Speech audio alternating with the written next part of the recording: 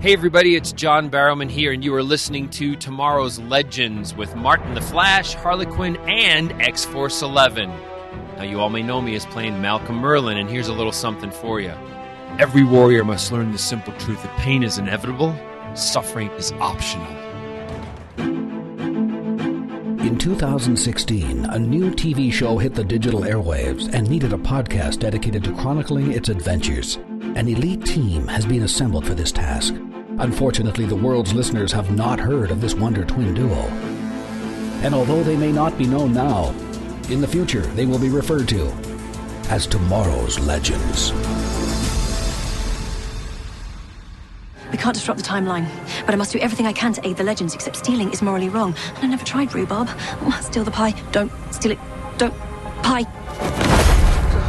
You broke Gideon.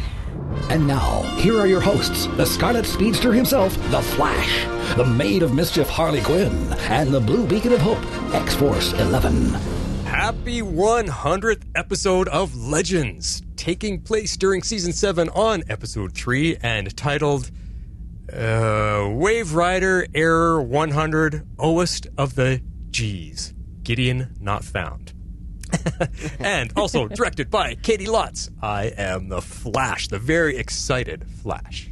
I am also very excited, Harley Quinn. And I'm X-Force 11, happy to be here. Hello, Legends. Yay, and Gideon is here. She's actually physically here sitting with us. If we could only show you guys. Yes. She's right here. It's awesome. But Gideon, please get that blue face thing that you originally began with. Can you just, now that you're alive, just get rid of that? That remains to be creepy. Yeah. This is so exciting, guys. The 100th episode of Legends, and if you are on our Facebook page, you will see that we had a quick little celebratory moment, and I believe we already have a winner on there, but we will announce that a little bit later in the show. We'll just make sure on the timing of everything. So congratulations there, guys. I'm just glad everyone's here to celebrate with us, and yeah, it's exciting. Mm-hmm. Super exciting.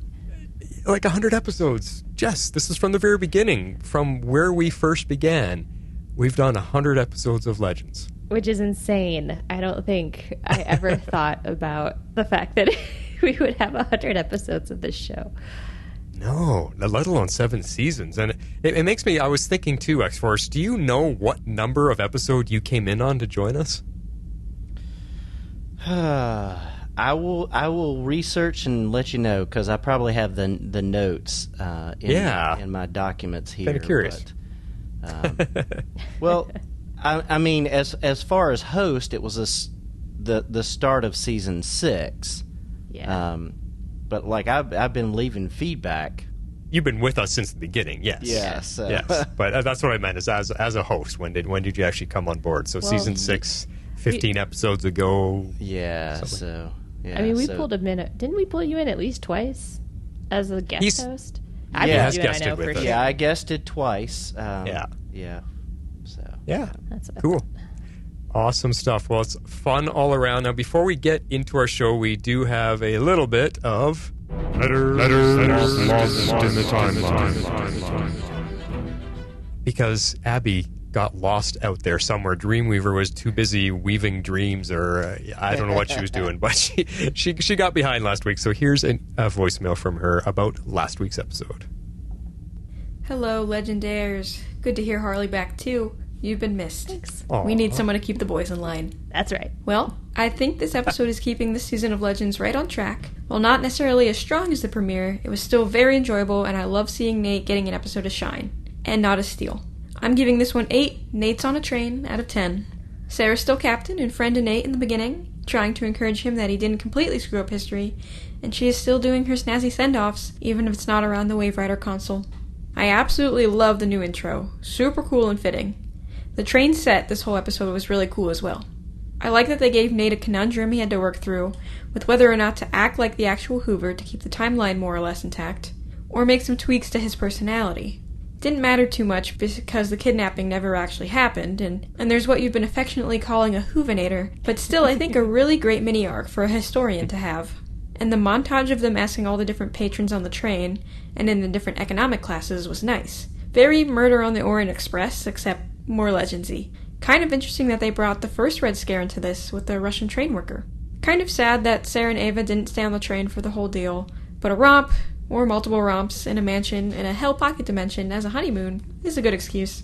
And Katie directed the next episode, so she probably couldn't be in this one too much. As much as I still don't particularly like stoner humor, Zari's version was funnier, and pairing her with Ava, who's very type A, just like her, was good, especially when Zari asks if she wants to see her high-induced list of potential suspects, and she very eagerly says she does. Again, in-character humor. Also, Tala Ash could do basically anything, and I would love her for it. The never-ending whiskey is interesting, and so is Zari's theories and list of suspects, which was basically everyone and anything that has shown up on Legends. To add to your list, Jeff, I may repeat a few you said, but here's a few extras. Kuasa, Lex Luthor, Evil Unicorn, Rasputin, Rory's kids, and Queen Elizabeth III. Gideon and the apples. I took that as representation of the Legends. The boxes and supposed to represent the experimental time machine that Dr. Davies built, and them using it might kill them, which she says at the very end. And maybe the apples were a nod to the fact that they're heading to New York, which is referred to as the Big Apple. Also, random fun fact, it's believed that J. Edgar Hoover died by choking on an apple. So there you go, random fact that you don't need. But that begs me to question why and how Gideon knows this, unless she's still hooked up somehow to this other Waverider and has that Gideon's future knowledge because they're the same Gideon. Theories here, but maybe the Legends use this experimental time machine and accidentally get split in two, like a rip in the fabric of the space-time continuum, and that's who's in the second Waverider. I'm holding out for the evil Legends theory until I am proven wrong otherwise, because I could see some real 20s mad scientist Twilight Zone type of stuff coming into play. But then the Hoovinator, ploy by the antagonist of the season, bad idea to fix time since the real Hoover is dead, or a whole other problem aside from evil Waverider. My money could also be on an AI somehow wrestling with the same problem Nate is seeing in this episode, as bad human beings usually stand out in history, and maybe an AI wants to go back and replace important historical figures with robots, preserving history but not necessarily the evil of humanity. I don't know, I'm just spitballing this early in the season. But that robot brings up so many questions, and I think that intrigue is going to drive a lot of the season, and I'm really interested to find out. And I'm really excited about the 100th episode as well. So I guess you'll hear my thoughts on that at the end of this podcast. So, until about an hour and a half from now, your friend Dreamweaver. She knows us well, I would say. Yes, she does. Uh-huh. It is so fun to listen to her talk about stuff coming in this episode before she actually watched it, and it's like, oh, that didn't happen, but that did. Oh, she predicted that, but she got that wrong. It's like, oh, this is so... That's fun. It is fun. All right, we've got to get into this one. Ratings for this 100th episode. I am so curious, guys. Did you love it or did you hate it? Where did you guys stand on this one? So I loved it. I gave it 9.5 golden voiced Gideons. This episode was really great. While we didn't get to see all of the Legends, it was amazing to see the ones we did. Seeing how our ragtag crew shaped Gideon was wonderful. My only complaint and why I knocked it down was Bishop. No one wants him back. Okay, I want to quiz you, X-Force. You say we didn't get to see all of the Legends. Can you rhyme off the ones we didn't see? Oh, God, that's a lot. We didn't get to see Amaya. We didn't get to see Charlie. We didn't get to see Hawk Girl. We didn't get to see his face of Mick. That's true. That's true. He wasn't actually in it as, yeah. We just saw the back of his body. Which I don't think was him. Yeah. Yeah, no, it wasn't. It wasn't. Which they is- would have shown it. It's so weird. Why wouldn't he come back just for a moment on this? He just left. Like, you think he would be included in this. It's the 100th episode. I don't understand. I don't know. know. Those were the ones that popped out to me. Constantine, I know technically. Yeah, well, We yeah. see most of them in the clips when they do the actual clips when they do the flyby, but Yeah. Yeah, they're in there. But for actors that were actually part of this episode, you named those four. We could include what's her name from the Magic Girl, the geeky Oh, Mona. Mona. You could kind of include her because she was around for a full season, right? She was a legend, technically. No, we saw Courtney Ford. We did see. And Gary was there. Yeah. So I'd say we got most of them. We did okay. That wasn't bad. Yeah, that's good. Yeah, I was pleasantly surprised to see Courtney. That was a surprise. Too. Yeah, that was cool. Yeah, and out of them, like, she probably had the least screen time. I was surprised how much screen time they all got in this episode. Courtney came in kind of at the end, but she did at least get a couple moments. But I was really like, whoa, they actually were really part of this episode. I was thinking we were going to get just a quick glimpse of them, and that'll be it. Yeah. Yeah, no, I really liked the way they did it, for sure. Yeah. All right, Harley, well, tell us, how much did you like it? How much did I like it? Well, I would arguably say that I loved it. I gave this 10 moments we missed. So I'm going to go with, this is my favorite episode of the entire series. Series, not season. No. Series. The entire series. Wow. I've only given 110. It was to the season 2 finale. I went back and looked. I actually thought I hadn't given any, but when I went back and looked, I found I had given 1. So I'm going for it. I absolutely love this episode. I'm not going to let anything bring it down for me. Nothing. Not Asher's impatience, not Bishop being wishy-washy, like nothing. Although, I'll get into my thoughts on the Bishop storyline. I'm actually intrigued, and maybe I can change Jeff's mind. We'll see. I don't know. Anyway, I wasn't letting any of that bring me down. I laughed, I cried, I cheered in my head because it was late here. I didn't want to wake anybody up. But I thought this was absolutely brilliantly done. It's one of the best 100th episodes I've ever seen, and definitely the best 100th that any of the CW shows has done. Plus, the title of this episode is amazing. And like I said, it took me a little while to get it. But once I got it, I was like, oh my gosh, I love this. Well, I totally am backing all of your guys' sentiments. Like, laughing, crying, cheering.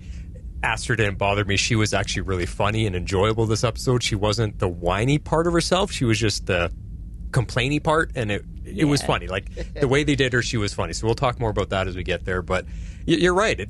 When you look, compared to the other CW shows that had their 100s, even Arrow, even Flash, they were not this good. Those ones struggled. And this one really, really brought it home. And I'm going to be up there with you. I have not backtracked my scores. I don't know if you've noticed them, but I am also giving this one a 10. The 10 best of everything Legends has to offer. And I am with you, Harley. And mostly you, X-Force. You gave a 9.5. I'm just ahead of you. This was simply the absolute best Legends episode in all 7 seasons. It showcased everything we love about this show. It had adventure, puzzles and intrigue, time travel mystery, all the great characters, tearful moments, heart-stopping scenes, and finally, after 100 episodes, a full-on Gideon-centric storyline with her at the heart of it, learning what it means to be human, and that she is accepted as such by the team, and without a doubt, will get to be a main member of the crew, living and breathing. Or is she? And the story twist of all twists we have ever had, her main operating system has been stolen and repurposed to make a new, darker Gideon, which is what we asked for. And I am a little bit sorry, X-Force. I do disagree with you on this point, and we're going to talk about it, but it finally makes Bishop a worthy villain with a nefarious plan, and probably the best oh crap storyline I think this show has ever had, and that's an evil Gideon chasing us through the timeline, trying to erase us. That is a wow of an amazing idea, and now we have to just hope that they execute it well for the rest of this season. I love this episode from start to finish. Yeah, you and I, for once, are on the same page. That hasn't happened in a long time, and for the record, this is the first 10 you've given the entire series. Ooh. Wow. So the season 2 finale, I must have been up there, because I remember that one being good. 9.25. Okay. You've rated other episodes a 9.5, actually. Okay, first 10. Well, there you go. Worthy 10. Yeah. Yep. All right. Let's do... Meanwhile, at the Hall of Justice. Now, can you tell, like, my energy is really, really high tonight, and it's not because not just because I love this episode. I actually just watched it for the second time moments before we got on here. And that's why I was scrambling to get feedback in and get everything in, because I only got to watch it once, and I knew I had to watch this one again, and I'm vibing on the energy from it. So Yeah, you can definitely tell. It was hard to go to bed. Like, I normally get home from church on Wednesday nights and then watch it, so I'm delayed an hour. And it was sure hard to go to bed after that on Wednesday night. Oh, so man. I hear you. Well, take us on this adventure. Where are we going first? So we kind of broke it down into two sections, because that's what we had. We had the wave riding Gideon's memories, and then we had Bishop and Ava. So we're going to start off with the bulk of it with wave riding Gideon's memories. Okay. Let me throw one little comment in here, because I think Dreamweaver said something about the title sequence from last week. I want to just talk about the title sequence we got for this episode. As everything was flying by, they were showing all of our original logos, and then within those logos, little elements were changing and being manipulated and kind of going with the flow of the episode, and it almost seemed like going with what Gideon was trying to remember. And I was just like, that is a really cool creative design. They put a lot just into that. Yeah, it was a neat touch. I particularly enjoyed that, because at first when it popped up, I thought it was just going to be like the original logo, kind of like an homage, like back to where we started, and then it kept going. I was like, oh, this is so cool. Yeah, it was so cool. Yeah, definitely. So we have the Texas trio of Spooner, Astra, and Gideon, and they're trying to hitchhike their way to NYC and beat the rest of the legends there. Good luck with that. I mean, 1920s, is there even hitchhiking back then? I guess. I honestly don't know. Yeah. I don't know when that term was coined, but surely people bummed rides or whatever. Yeah. I'm sure. Yeah, it's a funny opening, because I was wondering how they're going to get into Gideon's memories. How are we going to get to that point? I don't know if you guys have that in the notes. Should we actually talk about that moment? It's our next point, so go ahead and say your thoughts, and we'll just roll right into it. Let's just roll into that, because I like that it opened with them in the countryside, and they're all dressed fancy, and Gideon's just trying to enjoy suddenly being alive, and she's enjoying all these moments, and Astra's not really ready to accept her as a human yet, and she's kind of just bossing her around and stuff, and go get me that pie, and she's like, well, should I? It was a really fun kind of, because I also didn't know how are Gideon and Spooner going to be included in this 100th episode that's all about memories for Gideon when they're fairly new. And I really like how they did it with because these two characters have struggled. We've all been kind of up and down on them. Some have loved them more than others and whatever. And I think they did a good job bringing these two in to be the ones that are kind of holding Gideon's hand to go through her memories, because then it allows Astra and Spooner to also witness these memories and essentially kind of catch them up to everything that's happened on the Legends team. And what it did for me is it made them feel like they were now part of the 7-year journey that we've been on. And it suddenly gave me this I don't want to say warm and fuzzy, but just a little bit more of a, that now they're part of the team. Now they've witnessed what everyone else has gone through, and it just made them feel much more involved with everything. Did you guys know what I'm getting at, what I felt? Yeah. Yeah, definitely. Yeah, it was good for them to see those key moments and see some things that really shaped the team at those key moments. So I appreciated that they have a better understanding of the team now and how it's evolved by seeing those moments. Yeah, and I think it made a lot of sense because since they're not part of the memories themselves, it makes sense for them to be the ones that have to go into her brain to basically like rescue her. So I think that worked out. I mean, well, I guess they are sort of part of the first memory, or at least Spooner is. So, but yeah, I mean, like she was confused by it, so it was kind of weird. But at the same time, like, yeah, I agree with you. I think it made sense to have these two who had no idea about the past and are trying to figure out, their own place on the Legends and trying to understand the team and their history as well. So I liked that. I thought it made a lot of sense. So I'm glad that's why those three were put together at the beginning of the season. Yeah, and it allowed Astra and Spooner to kind of bond with Gideon, because everybody else has had 7 seasons to bond with her and at least form some type of relationship in some way personally with her, and these two haven't yet. Spooner was definitely more to the, in defending her. It took this episode for Astra to finally acknowledge that Gideon is part of the team, so that was also really good that it's these two leading her through this adventure. Yeah. Definitely. Yeah, for sure. So, yeah, the whole way that we kind of got into this mess is, so when Astra resurrects her, she's now human, but her brain is kind of like having trouble adjusting. So we have a few things we're going to kind of like run through here about what's going on. So, yeah. So she's facing a moral dilemma here because she's being asked to steal this pie, and she knows the full history of who made the pie and everything else. So you combine that with Bishop's meddling, maybe, and it just really causes her to crash. And then we get the entrance into her brain by Astra using her magic to transport them into her brain to see what's going on. Yeah, which is crazy. And I think it's a bit of a confusing point because, we were wondering what happened to her. Did she just, fritz out because she couldn't make a moral decision? Astra's pushing her to just go steal a pie, and why aren't you listening to instructions? I'm ordering you to do this. And Spooner's like, well, no, she's a person now. You can't order her. Gideon, you can do whatever you want. Gideon's just like, I don't know what to do.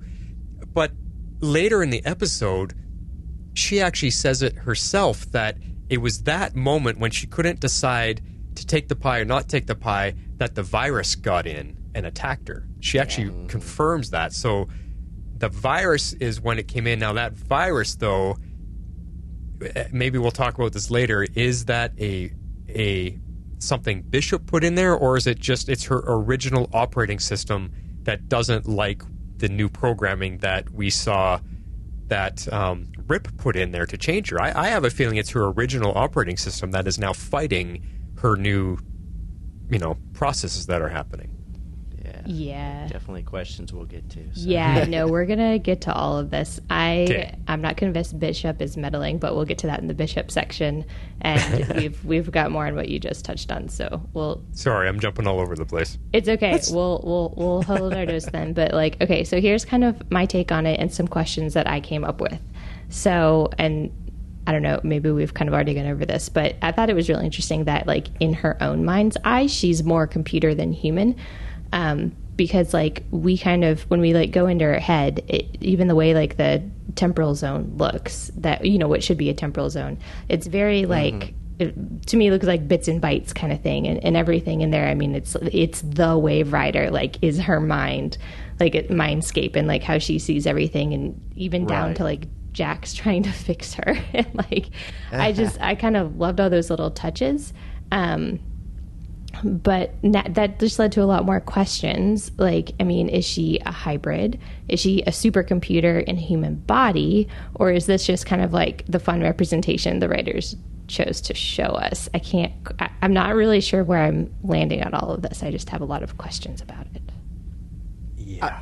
My honest feeling is that she is fully human, but Astra's magic has placed all of who she is, memory, all that kind of stuff in her brain. And that's just got to be, overloading because she still has all that ability and that knowledge. And you think about how taxing that may be to a human brain. So I think there's some magic involved. I don't think she's an android or something like that, or a hybrid, but I think there's some magic playing a part here. So I don't know, but that's my thoughts.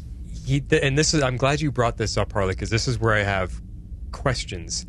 She has access to all of her data still. She was able to pull things out that she would only know as being like that whole clip of, oh, well, we can't steal that pie because so-and-so made it and she made it for the soldiers or whatever she was saying, and it's part of history. We can't. Well, how would she know that? She's got access to all of her historical data.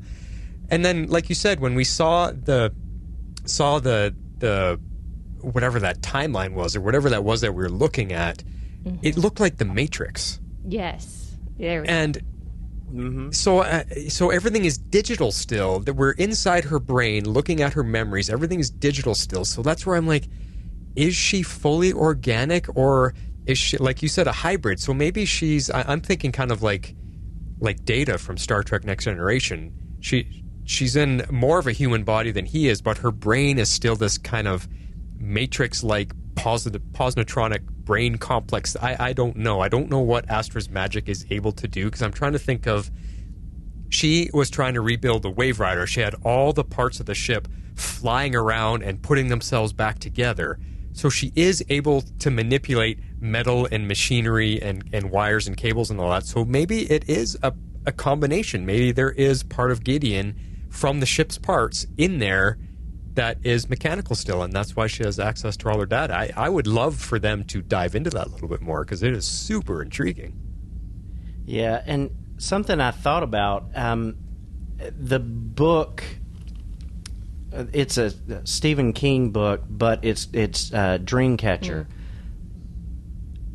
It really deals with a mind and how we organize our mind, and the main character's was, kind of like a warehouse, and he had stuff stored, and so that's how he had his mind laid out. And so this is how she has her mind laid out. Now, that could be because it's what's comfortable to her, and it may be leaning more to what you say as well. So our minds, if we were able to go into our minds, they may look or be organized in a way that it's comfortable to us, and it may look totally different. This is how she views her mind and travels through it. But it just raises a lot of questions, and yeah, I would like to kind of delve more into it too this season. Yeah. Yep.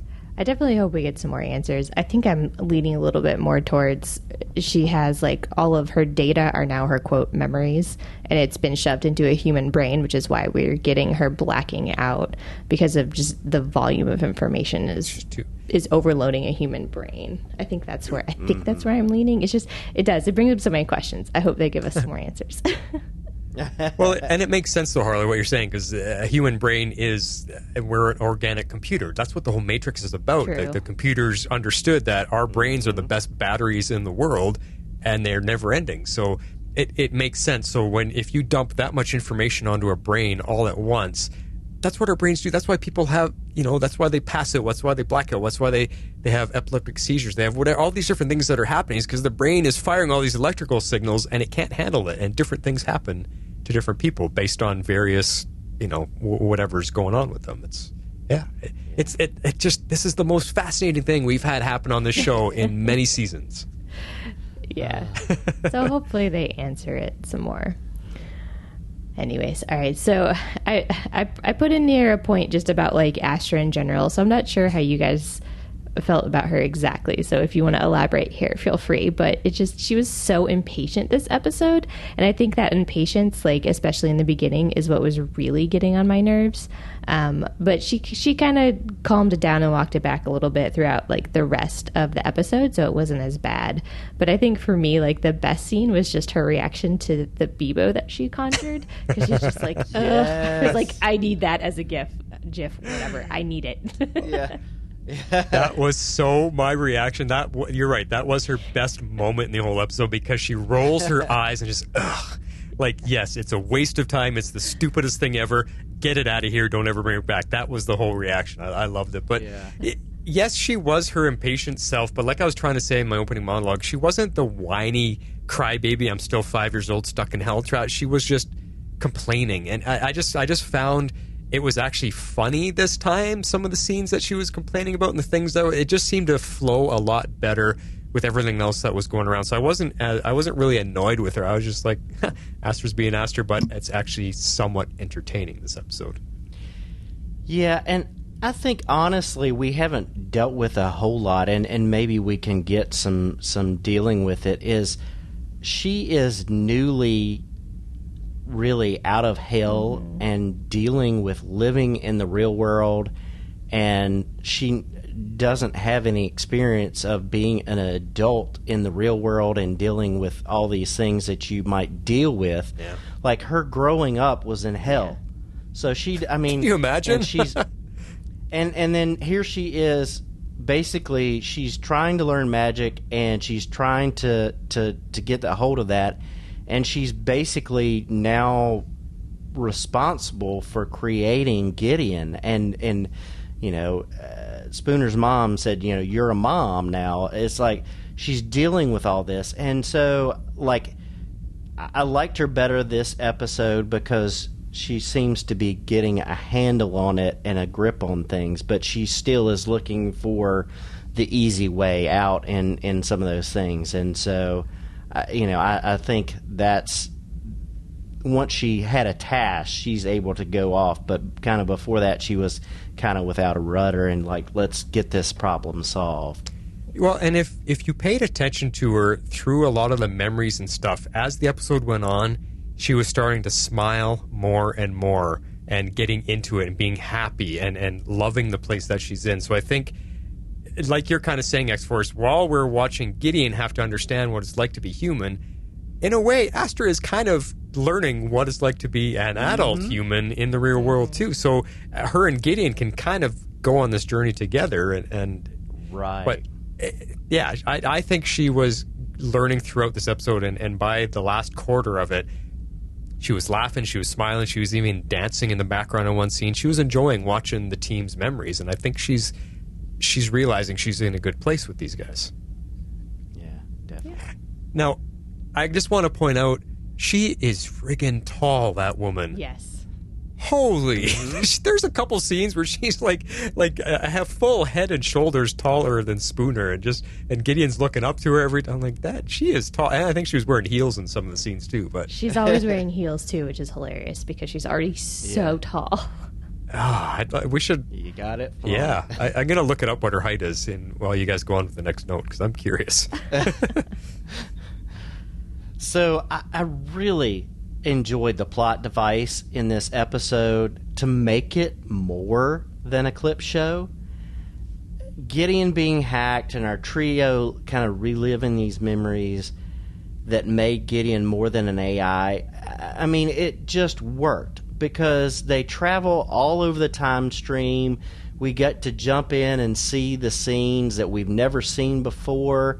And I just really liked that they used it this way, and it worked well for them. Absolutely.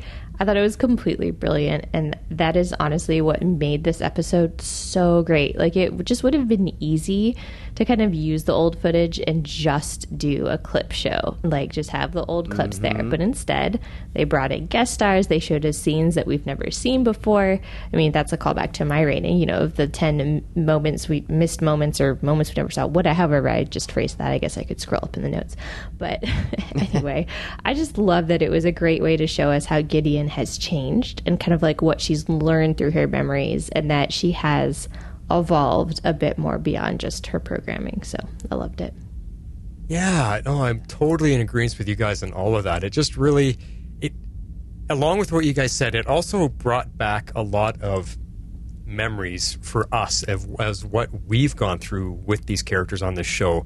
I mean, the memories that Gideon was experiencing, I love how they did it because they went back to very key moments in certain episodes, but it was from a new perspective, which was really cool. So we got, and then, when in the original episode, when that scene ended, we, as viewers, we moved on to the next part of the TV show. But then what this memory flashback did is it brought us back to that scene, and it showed us what happened after the scene ended for us, and we got to stay in that moment and see the moments after it, or the moments leading up to that scene, which I thought was really cool because, like I said, a new perspective, but it showed us more. It's as if our show was living and breathing and just continuing on without us, the viewers, experiencing the shortened 42-minute version. It's like the show would just these characters living. They're out there living this adventure, and we got to see a little more parts of it. It was just so cool, so really, really well done. And like you said with Gideon, seeing it also from her perspective and how she has grown from being just a computer chip program with Rip in the beginning. I mean, she had some personality with him, but because of the Legends, she has grown and evolved and learned things. And, you know, we've seen her change from having fun, being snarky, being wicked last season, where she was kind of, you know, like, what the heck's wrong with her? We've seen her change and it's just really neat that we got to experience a lot of what brought her through all of those changes, which leads up to how this episode ended, with her understanding what she's gone through to become a member of the team now. Yeah, definitely. Very, very cool. Mm-hmm. Yeah. And one thing, as his time on Legends ended, I started to like him a little bit less, but in this episode, I absolutely loved Jax guiding the trio through things, and it was so cool to have him use his own accent. That was just amazing. Yes. I loved this touch as the ship's original mechanic. It just made a lot of sense to me that he would be the one protecting Gideon, because he very quickly in the beginning of the series took over all like the mechanic duties of kind of like making sure that she was up and running and that the Waverider was running. And so I loved it. I think it made a lot of sense that they brought him back in that capacity. Plus his line about his British accent just made me laugh so much, because the character is not British, but the actor very much is. So I love that to differentiate between the two versions, they let him speak in his British accent. Because in other scenes, when we were witnessing memories, he was back to his American accent. So it's just really funny. Yeah, it's surprising that out of all of the actors that came back for the show, he got the most screen time and the most to do in this episode. And yes, it makes sense story-wise, because he is the original mechanic. I agree with you there, Harley. Like, he is the mechanic, so it does make a lot of sense. It's just funny that, going along with what you said, X-Force, he's not the most beloved out of all of the original characters. I still miss him. It was really good to see him, and, you know, good to see his character again, but he's not my favorite friend. I don't think he's many people's favorite. Not when you're comparing Snart and, you know, and Ray and whatever, these guys. It's just, you just can't compare. So the fact that they gave him most of the lines was an interesting, I guess, decision. But story-wise, it makes sense. Yeah, and I think that's, you know, kind of where it goes, is that, like, story-wise it made the most sense. But anyway, so the second memory that we get to see, because we do get to see a few memories full out before we go into the clips, and this is with the OGs, as they're terming it. I thought this scene was so fantastic, and it kept telling us, like, kind of what we've suspected all along. Like, it really is Gideon's ship. She's the one who kind of keeps things in order, no matter who the captain is. So I really liked that. Yeah, I mean, it was so good to see Snart, the OG Sarah, and Ray, and just showing how far the Legends have come and how far Sarah has come. I mean, that had to be fun for Katie to play her original character there. Suit and all. Yes, Gray Suede or something that Astor said. I so loved seeing everybody. It was so good to see them all. Like I was saying earlier, it just brought back so many memories of our adventures as viewers that have been along with these guys. I mean, Snart, he is everybody's favorite, and I know Patty Spivot beside me, she was probably crying on the inside having Snart back on the screen again. And I was so glad that he got as much time as he did, and just to hear his voice and to hear his coolness and the way he talks and just being himself again, I loved. And I loved all of it. It was just really, really good to see everybody. And even Rip, even when I saw Rip, I was like, okay, I kind of miss him too, which is a surprise. But it was good. It was just really, really good to see them and see how, like you guys were saying with Gideon being the actual one in control. I love that she's giving them all heck. I love that she steps in and gives them heck and shuts them down. Like that whole fight in the kitchen there in the cafeteria. And she threatens them, like, if you guys don't calm down, I'm going to open an airlock and shove you all out to Loved it. out to space. And they're all and Yes. Stark's like, yes, ma'am. And I was like, that was awesome. We've never seen that. It was awesome. I mean, she laid down the hammer, and they're just like, holy, don't mess with her. Yeah. So much fun. So much fun. And I just want to say here, I'm going to just throw this in.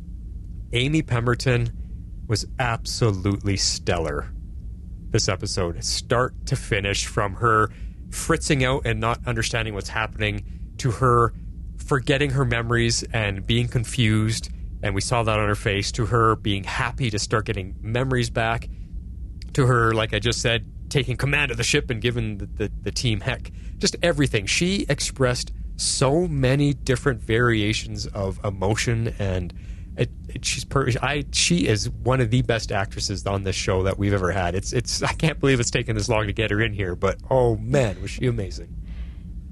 Right. And the thing about it is, a lot of people, less so today, but a lot of people would like look down on people who were primarily voice actors, who do stuff for games and animated films and stuff like that. But you think that they have to convey all of that through their voice. Mm-hmm. And now she's getting to actually portray that physically. And so it just shows the acting chops that you have to convey all that through your voice. And now she's getting to actually use her physical being to do that as well. It was just really proof that, yeah, these people have chops. Oh, yeah. Oh, yeah. No, I think she was fantastic. I mean, and considering that, like, it's her episode, I mean, she carried it the whole... I mean, she plays two, almost technically three different characters, if you consider the Bishop AI, like, a third character, even though there's only a few lines. Mm-hmm. But, yeah, I mean, she had a lot to do, and she knocked it out of the park. I think she did a phenomenal job, for sure. You could say 4, because there's even that weird hologram version of herself that was the virus. Oh, I was counting that one. So evil virus Gideon, herself as Gideon, Bishop. The Bishop one, yeah. Wait, and then... So what's the fourth one? Well, her regular original Gideon self that she's been all along, because every time we went back to her memories, she had to relive being the original Gideon. Oh, right. Yeah. We've got the new. She evolves. Yeah. Yeah. So we had the original Gideon. We got the new human version. We got the evil, the virus version, and we got the Bishop one in his laboratory. Yeah. Whew, man, it's a lot of nuance, and shit. I have more on that later.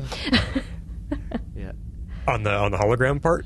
On like the different. Cool. Okay. avatars. Yeah. So I got a point about that. All right. Yeah, I've got more on that. Let's talk about the third memory real quick, because we all know it's my favorite, because it's a Stein memory. Yeah. I still miss this character, and of course they have to remind us of the life they kind of stole from him. But it was very sweet. He was so excited to be a grandfather, and it just makes me so sad that they killed him off instead of just letting him go off into the sunset and be happy. Yeah. Harley's going to go to her grave with that one. Oh, hell, yeah. I will. Yeah. I mean, I love the Martin and Gideon sing-along. Singing in the Rain is a favorite of mine, and just getting them to sing together. And, yeah, I'm with you, Harley. I miss Martin Stein. 100%. Gotta love the Singing in the Rain callback. Even Ray's like, I miss Gumball. It's too soon. Yeah. It's just all of these characters coming back. It's just so good to see Stein.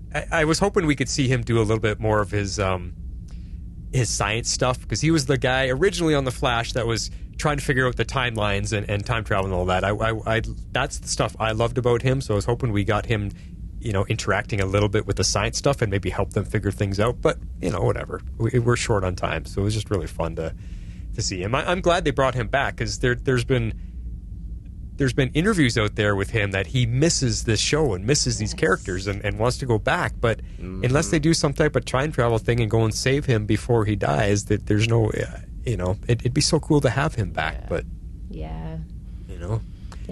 He said that at Dragon Con one year too, and he was on a panel and he's like, I'd love to come back. It's like, oh my gosh. Come on. Make it happen. It was very interesting to see the evil AI hologram look like a human Gideon as opposed to the generic hologram head we're used to. I thought that was an interesting way of kind of differentiating where we were and between the different characters. I thought that was really cool. Yeah, I thought this was such a fun touch, and it really made sense to me that she would kind of see herself like in her mind and not like as the Waverider avatar that we're used to seeing. I mean, we do still see the avatars like when Bishop uses the interface, or when like her memory involves someone like Rip, like when we see him speaking directly to the avatar version of her. But I like that they really nuanced all the differences, and I thought it was really, really well done. I mean, and back to us talking about her performance too, like all of that was very nuanced as well. Yeah, no, it was cool to see, because I was trying to think of the timing. It's a good question that you bring up there, X-Force. I was thinking of the timing, and this virus version of her is the most recent thing that has happened to her. So it does make sense that it looks like the way we've been seeing her. Although every once in a while they do pull up, Waverider Gideon, and she's still that creepy blue baldy every once in a while. So it is funny, but I think because this is Gideon becoming human, and this virus has gotten into her, that when she sees it, it's going to look like herself, because this is what she is right now. So it does kind of make sense. But the point I wanted to make about it is every time they showed it, the way it was just her like part of her torso and her head, and it was kind of floating around, and the hologram beams of light were coming down from the ceiling. I couldn't help but be reminded of the Borg Queen from the Next Gen movie First Contact. When we first saw her, she was just a torso floating around the room with via cables and stuff, and it looked like her so much. I was like, man, Gideon's the Borg Queen now. That's weird. That's great. So, talking about Legends plan, dealing with just what would it be a Legends plan without a dash of insanity? Piloting through your own memories to an attempt to destroy the evil version of yourself that's taken you prisoner. Definitely qualifies as insane. And yet again, we kind of see the symbolism of Gideon being the real captain and getting to see her pilot the ship. And I mean, she does most of the work anyway, so it's well done. It's so layered. Yeah, I just love that memory fly through. Gee, X-Force, Harley sounds a lot like you there. That was crazy. Maybe she's not taken over by some virus version of herself, is she? I'm being her ventriloquist dummy right now. You guys are going to hear a brand new little legend in the mix every once in a while here, so it's really cool. But yeah, I mean, just it was the craziest thing. Like, some people could look at the scene and go, oh man, this is way too over the top, it's way too far out there, come on, it's so stupid, I can't keep up. They did it so perfectly. It was so fun, and it was once again because of Amy Pemberton. She drove that entire scene. When Astra and Spoon are questioning her, do you even know what you're doing? Like, of course, I'm the ship. I'm flying through my own memories. I already know the layout. I know this map.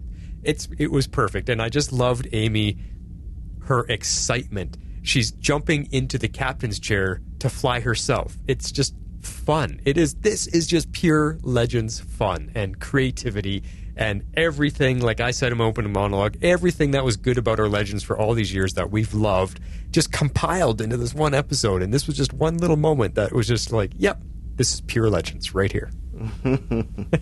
Indeed. I thought this was really well done. We saw a lot of key moments and characters like in a little mini clip show. Like, I thought that was fantastic.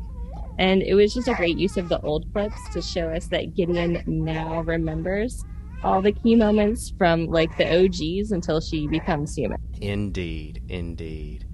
Yeah, these moments, I mean, this is what gave you all the feels, because of the moments that Gideon experienced with the OGs and what led her to being the Gideon that she is now. That's what made it so special. And seeing all these old clips, whether they reenacted some of them and refilmed some of them, or we just saw the flybys of the clips, it just all pieced together so well. And I'm gonna throw it in here. Katie Lotz directed this. I have not seen such a masterful directing job done by any of our actors before. I mean, Katie's done a few episodes before, and they've always been kind of, just average. This one was a master stroke of genius. The way she was able to piece it all together, the memories and the emotions and the music and the timing and the characters and bringing it just, I don't know how she did it, but this was the best job I've ever seen by an actor turned director on any of these CW shows. Yeah. I mean, it really was. She did a good job of really being able to put herself, back in those memories as an actor, but also to direct the other legends and maybe get them to think about where they were before the scenes happened, so that they kind of broke things down. So I really think she did a great job in making things work.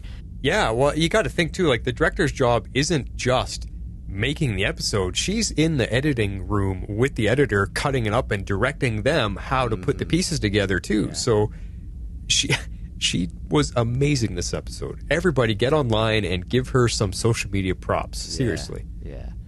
So I do have maybe a small nitpick for me. Okay.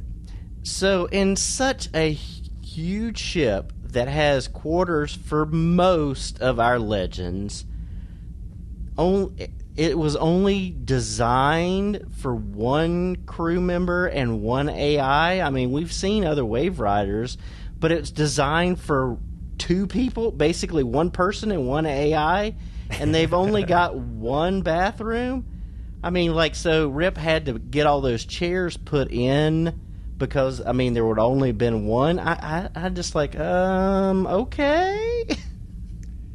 Well, and that's kind of what you have to think about is that I think the ship has been converted as we go. I think a lot of the bedrooms were storage rooms, component rooms or whatever. I think they've actually converted it as they went. I don't think there was bedrooms all throughout the ship from the very beginning.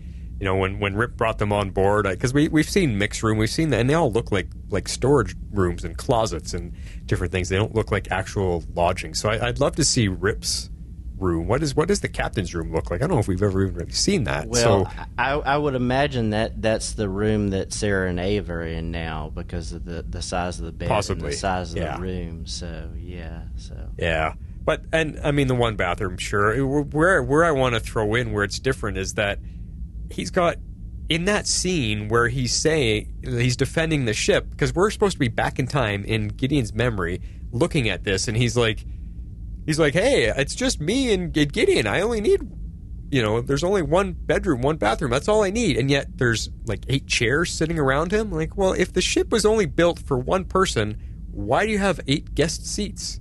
That was a slip up in set design. They should have ripped all those chairs out and have just Rip's captain seat in there like they had in the very beginning, because it doesn't make any sense. If the ship's built for one, then why are all these chairs sitting there in the cockpit, I guess you could call it.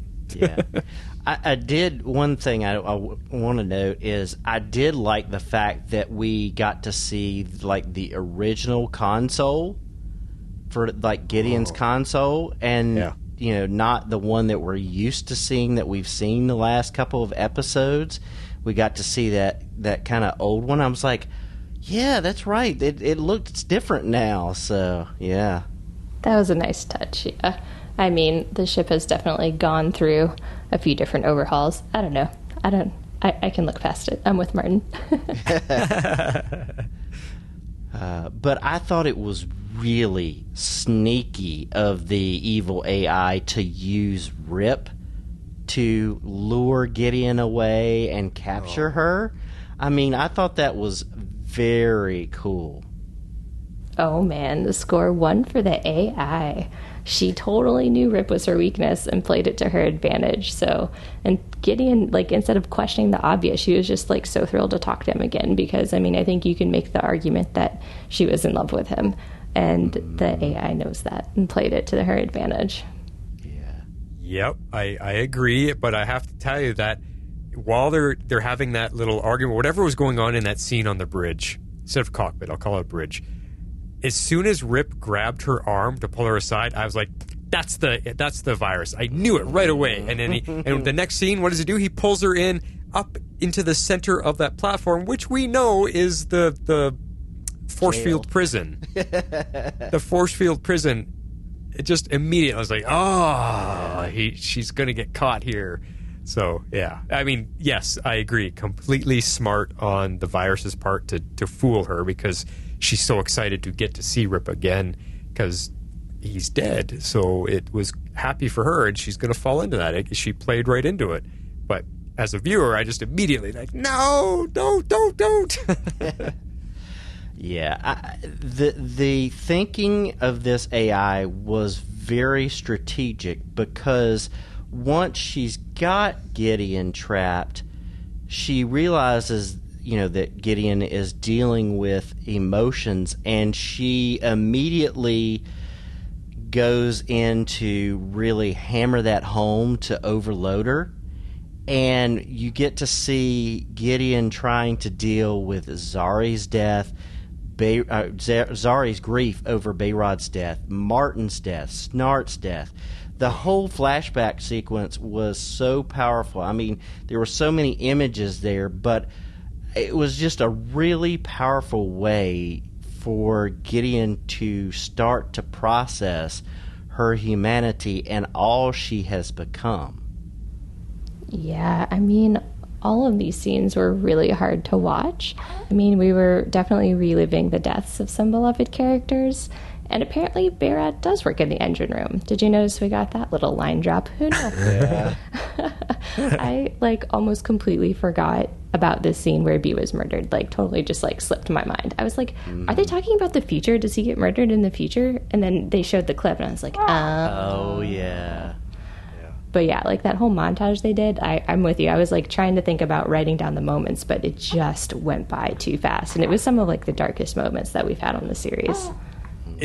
The reason that they went by so fast, it was shocking. It actually silenced me completely. I couldn't shed a tear. I was just kind of frozen in that moment because seeing Snart die again, seeing Rip die again, seeing these massive moments when our beloved characters came to their untimely end, and then from that, and Stein too. I got to say Stein too. But then from that, seeing the rapid fire of all of the clips going through the timeline of her memories. I mean, it surprised me how much death there has been on our show, and this sequence showed us that. I mean, main characters, side characters, guest characters, characters in the timeline that don't seem to matter, and our legends are killing them.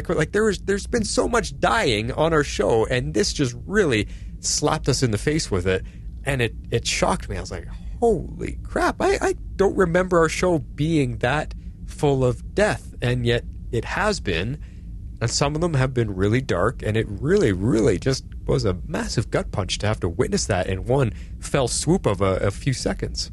Yeah, it was probably in there, but I mean, thinking about y'all's season 2 rewatch and going back to season 2 and seeing the two versions of the legends and one of the versions having to die. I don't know if they included that in the montage, but there was one. Yep, there was one clip of Ray dying in that sequence. That was just so powerful. I mean, that season was so good, but that scene of that, it's a alternate reality, and they're going to come out somehow, but. Yeah, it does really, and you think about the Gideon AI says that she used to process those emotions for Gideon, and so how do there's a difference between trying to process it logically and then processing it as part of who you are, and not shunting it off to the side.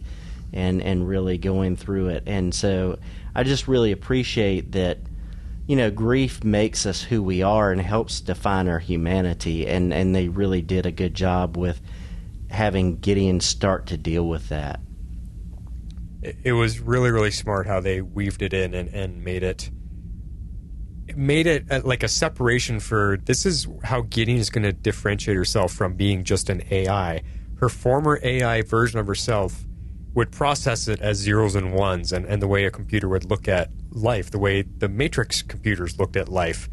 Mm-hmm. And now we're seeing Gideon transition into being a human, being a real person, and how she has to now process it like humans do. And it was really, really intriguing and fascinating way that they showed the difference, and that she's kind of arguing with it, because this AI is essentially her. It's originally her.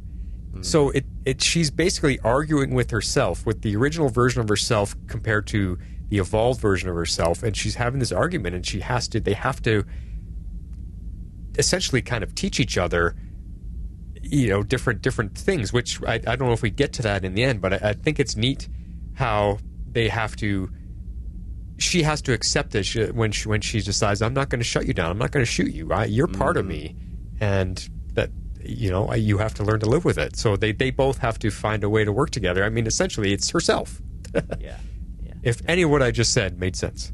Yeah, it did. It did. Very much so. Very much so. Harley, you got a point in here that you wanted to bring up. Yeah, I do. No, I totally agree with everything you said. And I had this as a final point, but I'll just say it since you brought it up. It was nice to see Gideon take control and merge with her original version. I mean, because she needs both aspects of herself, so it made total sense to me. It was almost like, a split, like a personality split, or, like a psyche break, and then she was able to merge herself back together. Mm-hmm. But the thing that I didn't see coming was that Rip originally programmed her to prioritize protecting the Legends over the timeline, to program her humanity. So she's ultimately, I think, has evolved beyond that programming a bit, but I was surprised to see they added that as a twist. Yeah, and that not only gives us insight into Gideon and how she's grown, but it gives us insight into Rip, because you think about that he is prioritizing this ragtag group that he's kind of pulled in originally just to make things happen, but he has come to care for them, and he knows that they're important, so his kind of thinking has changed. So he realizes that he needs to protect them.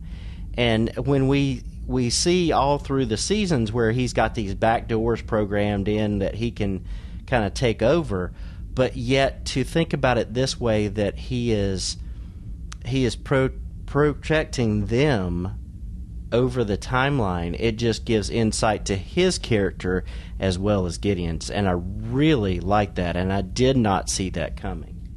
Either did I. I did not see that coming, and it makes me think about Rip in a way. It's insight to him, and we know he loves Gideon, but at the same time, in that moment, he wasn't giving her a choice. He was treating her like a computer. Oh, I'm just going to program you differently so you follow my orders. And that tells us that Rip did not respect or treat her like a sentient being at that point in time. Right. And it makes me want to look back. Does he eventually come to... Because he was there for long enough to see her change and evolve, so he must eventually come to understanding that she has grown beyond her programming.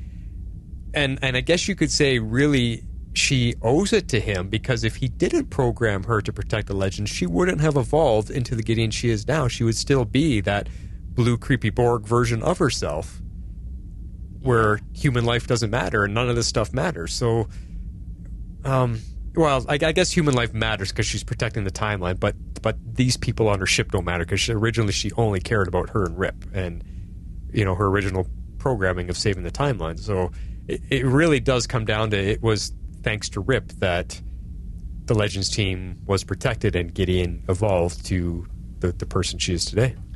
Right, and you think about it, it's him taking her as a tool and then giving her the tools. Yes, it was against her kind of wishes, but it gave her the ability to learn and grow in an organic way, so that she would become a person, as opposed to just an AI, because we have seen over on The Flash a version of Gideon, and that is just an AI. There's not that level of self-awareness that we have with this version of Gideon, and it kind of gives us insight into how she grows and changes. And yes, it was against her will, but it actually, enables her to become a person rather than just a set of programming.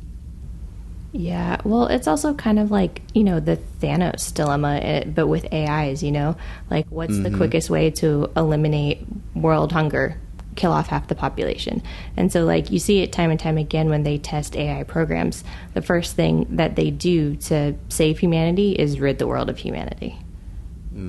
So you kind of needed your AI to have compassion or to learn those types of empathetic, what, you know what I mean? Like, they need empathy, basically, which is very difficult to teach a computer. Yeah. Definitely. Exactly. And then this is the great stuff of science fiction. This is why we love talking about this stuff. And like I said earlier, how long has it been on this show since we've had something of this magnitude in science fiction to get to talk about and discuss? I mean, that is why I'm so excited about this episode. They just blew the doors wide open on some amazing topics to dive into. It's awesome. Yeah, definitely. This is why the baby has now joined the podcast, because I need to talk about this episode. So let's get into the Bishop and Ava section. And yeah, as I said, this did knock it down from a 10 for me, just because I've got a bad taste in my mouth about Bishop. And I really didn't want to see him again. I am willing to hear your arguments, and I'm willing to move away from that if they can actually use him well, because he was not used well last season. But just seeing him on the screen again, I'm like, oh. Well, Harley, shall we let him have it? Because I was actually starting to defend Bishop at the end of last season. I liked what they started twisting him around to do, and I'll let you take it away first with what you want to say here. Yeah, I mean, I didn't mind him. I didn't love him. I agree. He felt like a weak villain last season, but I actually found this to be an interesting wrinkle in this episode, and I kind of hope that it'll ultimately let us see more of the Avas, the clone launch, and where our Ava actually came from. Because even though we know Bishop created the Avas, we don't really have Ava's origin story, and so that's kind of like what I'm hoping for. And then plus at the end, I think I have more notes on this later. Just the fact that he now has Gideon, or a Gideon, I think this could make things more compelling for him. Yes. Well, I have a funny point to make first, because it was pretty hilarious when they first showed us the Ava and Bishop scene. It says Vancouver 2213. And I'm thinking, Vancouver, Canada, and Bishop is, according to this episode, turning into this, nefarious, crazy villain. And I was just like, no, there has never, ever been an evil Canadian. That's just not right. There's no such thing. But now we have one, and it's actually kind of cool. An evil Canadian. I love it. So it just, I was just kind of, what I want to ask about, I know you guys got some points coming up here, but I'm going to actually defend Bishop a lot here, because I'm with you, Harley. I think what they're going to do with him is going to be amazing. But my first question is the timing, because when that scene kicks in, Ava's coming in trying to wake him up, and he's passed out on his desk, and he's waking up, and we see as the sequence goes on that he's starting to have flashback recall to everything that happened to him when the Legends came and stole him from the past, brought him to the future to help fight him, the future version of himself, to save last season. And we find out that during that, this is something we never saw. This is one of those scenes that continued on behind the scenes. He stole Gideon's AI, or he made a copy of her program, of her operating system, and tucked it in his jacket. And then in the scenes that we saw, he gets mind wiped, like they defeat him, or they defeat the evil version of himself, and then in order to not have him go back to his timeline with all this knowledge, they do the mind flash thing and send him back home. So I'm wondering, this moment when we see him waking up on his desk, is this the moment that they brought him back to, and he's now just waking up? No, they talked about that some time had passed, and because he's a year, and because he was unsuccessful in creating, and now he's got this assistant Ava, and so it's been a full year. Okay, and that's where I was confused a little bit. Yeah. Okay, but here's the mind warping thing. If they hadn't wiped his mind, would he go down the road to becoming the evil bishop that we saw last season? Yeah. Because he, like, it's like, like if they had left him and had those memories, maybe he wouldn't have become the evil bishop that we saw last season. And I don't know. And like, why didn't the flasher work fully on him? I mean, I don't know. Well, that's a good question. That's the first time we've seen the flasher not fully sink in. Now, that could have to do something with the fact that his brain is like advanced compared to everyone else. He's a genius. Maybe it can't be wiped. Maybe the wiper has to be programmed in certain ways. Maybe the batteries were dying because we see now that he's on batteries. Maybe there's some wrinkle in the thing that they mind wiped a clone and not the original version. We don't know, right? Like there's so many options. It's just an interesting little thing that we've never seen the mind wiper not work. So he's starting to remember things, but it could be because he's got something from the future in his grasp that he shouldn't have. Because if they mind wipe him, they set him back in his original timeline, there should be absolutely no reminders of what he went through. And yet there's this thing, and that could be what's tripping your brain circuitry to remember. It's kind of similar to when Ray left a piece of his Atom suit back in the past. That supercharged technological advances at a time then that it shouldn't have. So it's kind of similar with the human's brain. You now have a piece of future tech in a timeline that it shouldn't be. It's interfering with the mind wiping, because I have a feeling that it's like if you think of a mind wipe flasher thing as our little USB disk drives or our memory cards, it's flash drive. It's a flash drive. Stuff gets flashed to it. Well, when you delete it, all you're doing is flash deleting it or overwriting with zeros and ones, but you can get software that can dig down deep beyond that and still pull up all the information. You never actually truly delete anything on your hard drives and memory cards. It's always there. So that could be something like this, is they just flash the surface of his brain, but deep down it's all still there, and having future tech in his hands, what shouldn't be there, is helping restore a lot of that stuff. But I like your question, your theory that you pose, that if the Legends had have left his mind intact, would he have gone back to his own timeline knowing what he turns into, and that would essentially stop him from becoming that, because he's like, I don't want to be that guy, and it changes his fate.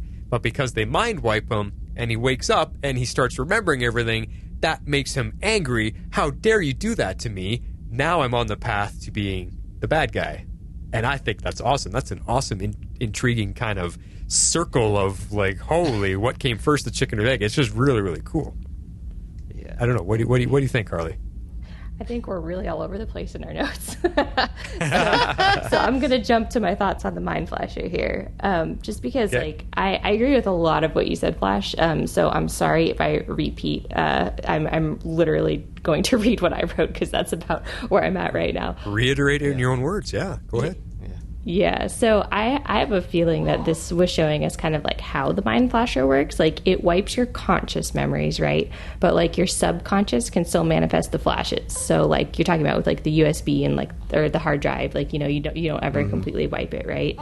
And so like the only reason Bishop is convinced it's real is because he found the hard drive. He found it in his lab coat. like when he woke up. So I think under normal circumstances, with maybe like a normal non-evil genius type of person, like most people would just dismiss these things as like a crazy dream or like just a weird, like fanciful thing and think nothing more about it. But because it's Bishop, he is wondering, he's like, what is this? You know, is this something more? And I think that's what we're seeing now. Going about like, you know, the chicken before the egg thing here with Bishop doesn't make him turn into a bad guy, but how much does this derail the events that get us to season 7 in the first place, or season 6 in the first place? Oh yeah. Because I think this completely derails his trajectory. Well, maybe not completely, but it certainly feels like a bit of a detour. Or this is the moment that had to happen to send him off into that future, wanting to be the dominant, you know, cloning guy and save all of humanity. Maybe, yeah, it's a good question. It's really, it's a big paradox, because if he wasn't there in the first place for the Legends to go through everything that they went through, for them to need him at the end to steal the hard drive, but then he needs that to happen to, okay, yeah, it's a giant paradox. But this is stuff that you love, Harley. Yes, but it's very difficult to talk your way out of a paradox.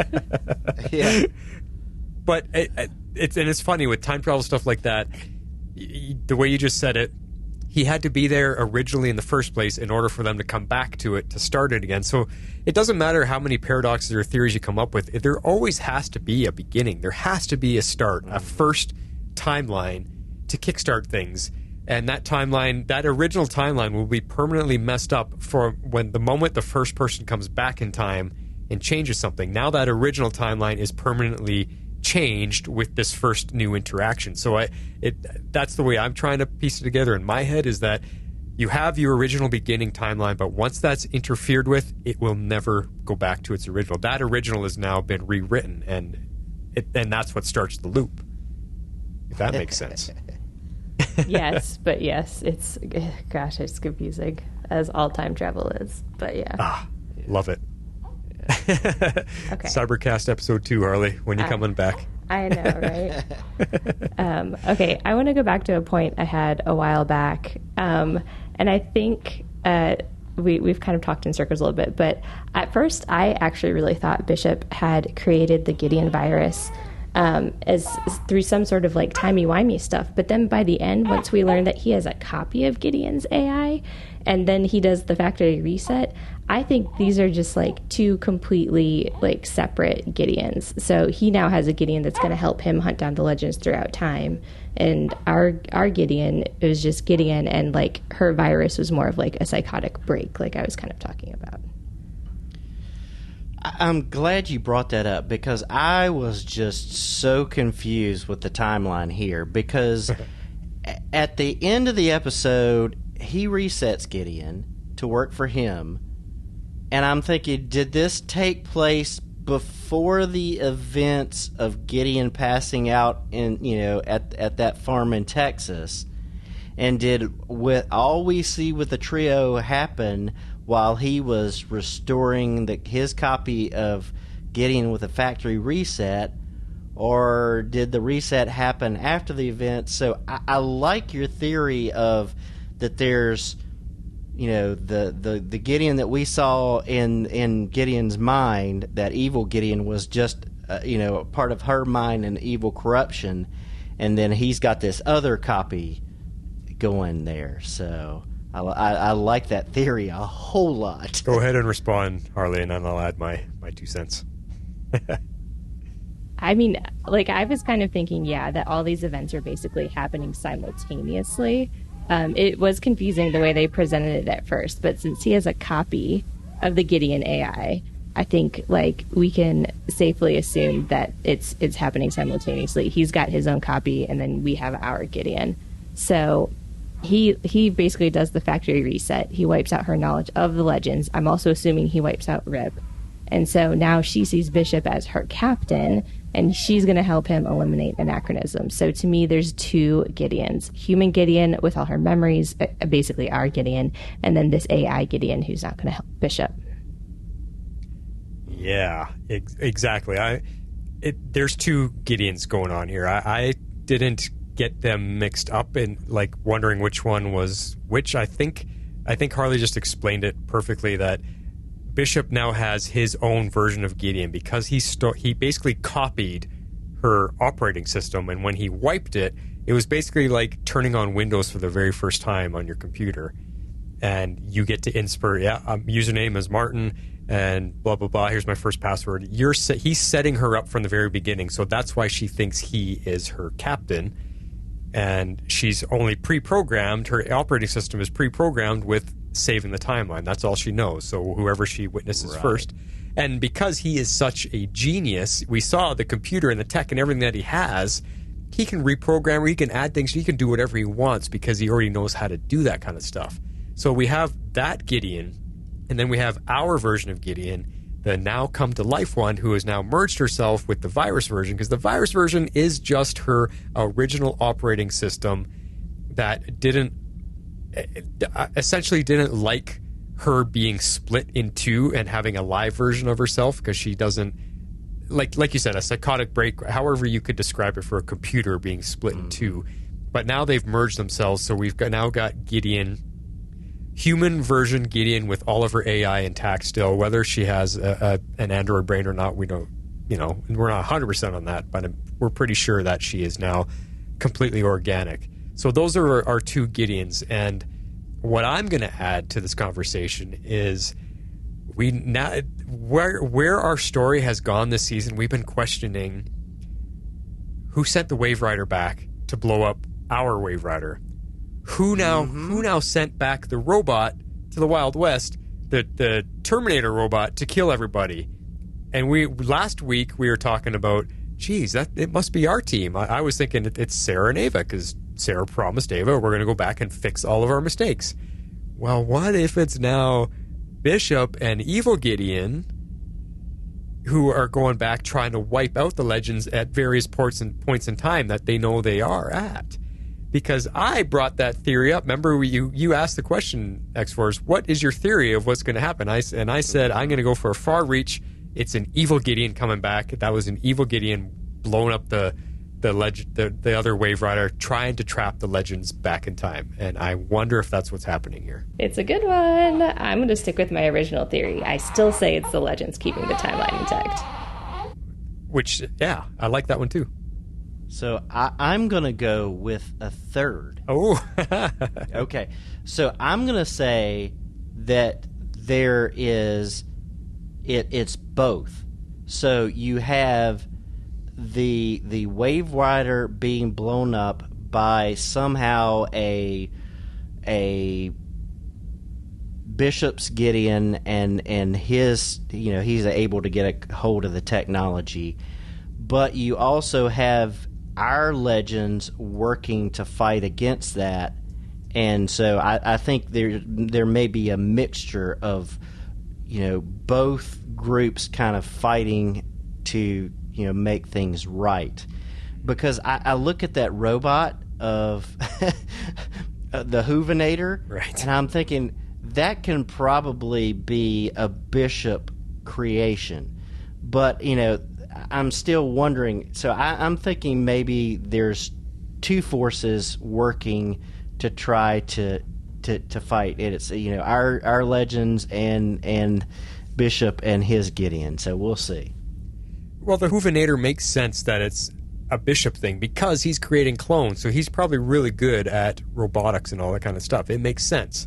But there was also that moment where with Ava and Zari, when they had the bottle of whiskey with the robot on, she's like, no, it couldn't be. Yeah, that's, and so it's almost like they created that possibility and then it came true. So yeah, you have a good idea that there could be a mix of them there. Now it's just a matter of figuring out which could it be. I don't know. I like all three ideas, and I cannot wait to hear theories from our listeners. That'll be cool. Indeed. Where are we going next? Well, unless you have anything to add, I think we've flown around the timeline and the mindscape of Gideon a whole lot. So I think we've got everything covered, but if not, jump in. Yeah, it's my fault, Donig. I am so scattered because I just got too much positive energy and my notes are all over the place. But you know what? I think it's been a fun one. Just drive good conversation. If we're ready to move into favorite scenes, Harley, give the go-ahead. You got any final thoughts about all of this fun stuff? No, we're good. Let's keep going. All right, let's get into our favorite scenes from our pretty much favorite episode. Shape out an eagle! All right, well, it's 100 episodes. I threw in a little bonus one here. Just to kick off this spectacular episode, I want to start with just a fun little moment with Gideon saying that she's always wanted to go on a real mission with the Legends. This one made me laugh so hard, so here's that little clip. Anything or anyone in those memories feels different, you blast it. What happens if we blast the wrong legend? Well, Gideon may lose a memory that she can never get back. Get in, kill the virus, reboot Gideon, get back on the road, save the Legends. What could be more simple? I always hoped I'd get to go on a Legends mission in real life. I always hoped it'd be one of the Westerns. This is fun too. I just laughed when I heard that line because I'm like, Flash wouldn't want it to be a Western. He doesn't like the Western episodes. So true, X-Force, so true. But it just, she was fun. Amy Pemberton is hilarious. She is on par with Jess McCallan for bringing the humor when they need to. She's wonderful. Yeah. All right, what is yours there, X-Force? So I called this one Gideon Accepts Her Humanity. So let's take a listen. Gideon! Gideon,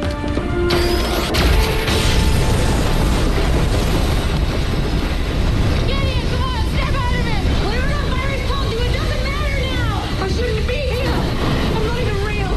Rip just programmed me to be this way. Virus is still on the ship, and she's getting powerful enough to tear this whole thing apart. We have to get out of here! Jump us, Jess! Where? Anywhere!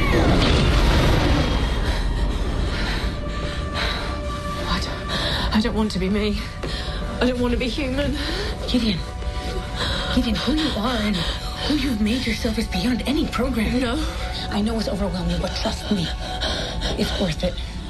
How can any of this be worth it? Because... Easy still? What? Sarah, balloons! Because of that. Coming! Me and Gideon are almost done fabricating the stuffing, so let's set out the cold dishes. Oh, on it. Excellent coordinating, B. Don't forget the candy. I allow myself one fun-sized candy bar a year for Halloween. Got it. Right here. Witch's Cauldron. Very cute. I'm owning it. Gary and I were decorating some gingerbread legends. Yeah, you really nailed that Rory scowl. Right? Now, when you're eating a person, I recommend starting with the limbs and then working your way to the head. A gingerbread person, I mean. Clearly, I don't eat real people. Oh, weird. Are you sure consuming all of this food at once is advisable? Of course not, Gideon, but when you live on a time ship, you don't always get to celebrate the holidays, so we are doing them all at once!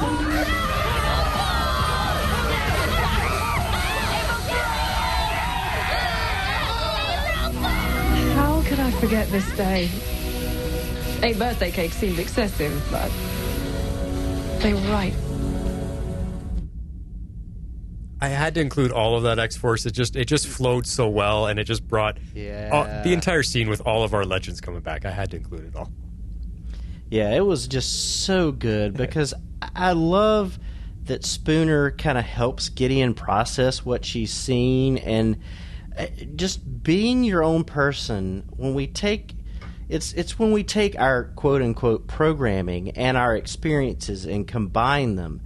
And we're more than just nature and more than just nurture. It's not easy, but I'm glad Gideon is on the road to deciding who she really is. And so I really love that. And those scenes just bring a smile to my face. Yeah, that was amazing. I think Gary had the best line about when you eat a person star. Yeah. Like just and that little giggle at the end. It's like, ah. And then Nate just, that's weird. Yeah. Yeah. So, in listening to that scene, I actually remembered 2 points I wanted to make, which I'm going to just insert here that I meant to talk about in our discussion. With the way they did this episode, first, I loved the little trick they did when Jax kept sending them back into the memories. The little physical trick of slamming them up against the wall and spinning the wall real fast, and suddenly they were inside the memory, and there's like a gust of wind and whatever. It was a really neat trick, because how do you visually show somebody going into someone's memories? And I thought, you know what, that was a really cool practical effect, and it worked, and I loved it every single time they did it. It was cool.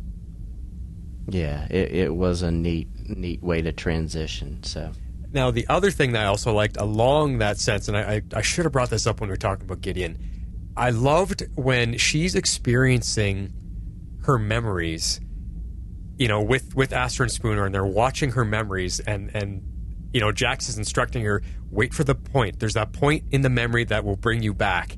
And so she's witnessing it, and then as soon as that moment comes and she remembers, she goes from the Gideon witnessing her memories to stepping into her memory, and she becomes the Gideon of that scene.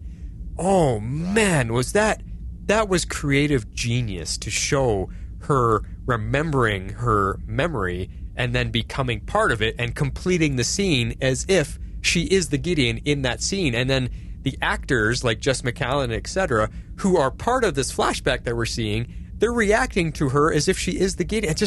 It was perfect. They masterfully put that together. I don't know if that was Katie Lotz doing it or the writers, but oh my God, it was absolutely brilliant. Yeah, I mean, you think about it, because they have to act like she's not there in person. They're reacting to just her voice. And, like, I don't know how they did it. They probably just maybe had somebody on set reading her lines, and then she dubbed everything in ADR later, you know, when she was just the voice. So they had to, like, ignore the actor that's standing there and act like it's just, you know, coming from the ship. And so I thought that was neat too. So, well, and there was also the audio touch, because when she was our Gideon witnessing her memories, she spoke like a person, like someone who's just there in the room. But then when she transitions to the computer Gideon, she had that little bit of a reverb, that little bit of an echo that makes it sound like she's coming from the ship. And even the transition when she hit that point in time that Jax was telling her about, even her voice transitioned from human Gideon to I'm now the ship Gideon. And I'm like, they were so detailed and so accurate with everything. And I hope Dreamweaver out there, Abby, appreciates this, if she was picking up on all these little things like I was. Because as a filmmaker, I just thought, my God, they did not miss a thing in this episode. It was just amazing. Definitely. All right, so, and this is funny, all of our clips are like strung together pretty much. I mean, I could have ran yours straight through for 7-8 minutes and it would cover all our favorite scenes, X-Force. So I let yours run a little bit longer than when you told me to, and then I cut it at the point where I wanted mine to start. And I'm calling mine the Book Club Karaoke, because it follows yours pretty much seconds after as we continue to travel through Gideon's memories. And here's that clip. Hey, Jax, take us to another. What are we now? What do you think? Okay, now, I know we're supposed to be talking about the book. Gidget, book club can wait. Good, because I have one more bit of gossip. Yes? Oh, wait, no, I shouldn't. Oh, what the hell? Who knew you can get an AI drunk? The other night, I caught Constantine taking the jump ship. Now, he said he was consulting some druids, but I caught him holding a ticket to the midnight premiere of Harry Potter. I knew it. Oh my gosh, she's a 3-5 total Slytherin. I don't remember this night, but somehow I do remember enjoying it. Hey, Jax, how about another? Gideon! Give us another one, Gideon. I know you just saved the world, but it will only be a matter of time until a new threat arises. I would advise resting. What? Gideon, what's the point of saving the world if we can't do things like karaoke? As you wish. All right, if you insist. Gideon might need a little help on this one. Babe, this is for you. Love will keep us together. I do love this song. It's terrible, but also really great at the same time, which doesn't make sense. See? Now you're getting it. That's what it means to be human. Yeah, it can be annoying, frustrating, and confusing, and sometimes it feels like the world is ending every week, but this is why we keep going, because we also get moments like this. Gideon, take this one away. But you are part of this memory. None of this exists without you. I will be there to share forever. Love will keep us together. I said it before and I'll say it again. Our love is pretend. I need you now and I need you then. Just stop. How perfect is that, eh? Now, I love that sequence. Harley, I have to admit, I was going to pick the one you picked, but because you get in there before me, you stole my scene. But I wanted to continue X-Force's one because that whole sequence just never stops, and it's so much fun. And we see Amy Pemberton really going through a whole slew of emotions here, and I absolutely love it. I mean, that scene of Gideon being part of book club and somehow sounding like she's intoxicated and she's sharing gossip, and that touched my heart so deeply, because even though she's in that scene, she's not physically there. Gideon is still one of the girls. She's getting to hang out with them, be part of book clubs, share gossip, do what girls do when they're having a sleepover or whatever, and she just got to be part of it, and they accept it. I loved that moment for Gideon as probably my favorite memory of hers, that she just got to be one of the girls, and I really, really love that. And then I included the karaoke sing because, my gosh, Amy Pemberton's voice is beautiful. Wow. I mean, Katie Lotz, Amy Pemberton, wow. So there you go. Harley, anything to add that before you introduce your own scene? No, I mean, I agree with kind of everyone's points. It was great to witness kind of like all of those things. And so I just liked that it just sort of reinforced everything for her. And I think Astra's line of, like the world ending every week just really resonated with me right now. And so, yeah, no, I thought those scenes were great. And of course, I chose the scene I figured that all of us would want to choose, and I called it Welcome to the Team, Gideon.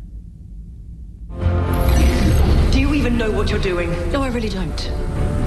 But I'm excited to figure it out.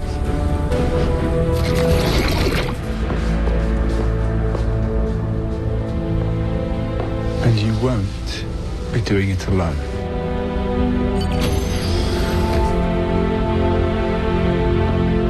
That a girl. Now listen, we are all just trying to figure out this being human thing together. It's not always going to be easy. And, sometimes you'll feel like you're out of your mind. Or that the darkness is too much to bear. But it's worth fighting the darkness to discover who you really are. Yes, and not just for yourself. So you can create a better world for everyone. Now you're going to make some mistakes. There's no formula to guide the way. No destiny to surrender to. And it's not about being perfect. It's about doing what you know is right and having a hell of a good time doing it. That's what it means to be alive. And to be a legend. Welcome to the team, Gideon.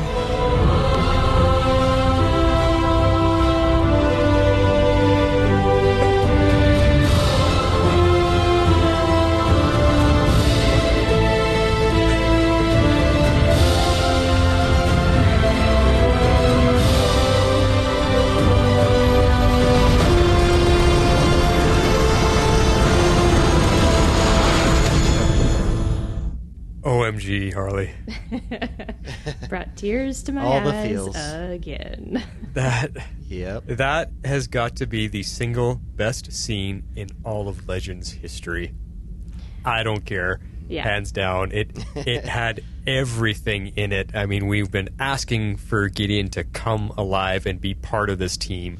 7 years it took us to get that, and almost the entire team was back. I mean, if I were to rate it a 9.99999 to infinity, the only reason why there's that point something missing is because we didn't get a line from Mick in there saying something, let's get a beer, or whatever Mick would say. I don't know what he would say to her, but it was perfect. I loved it so much, and it makes me want to go watch the episode again. Yeah.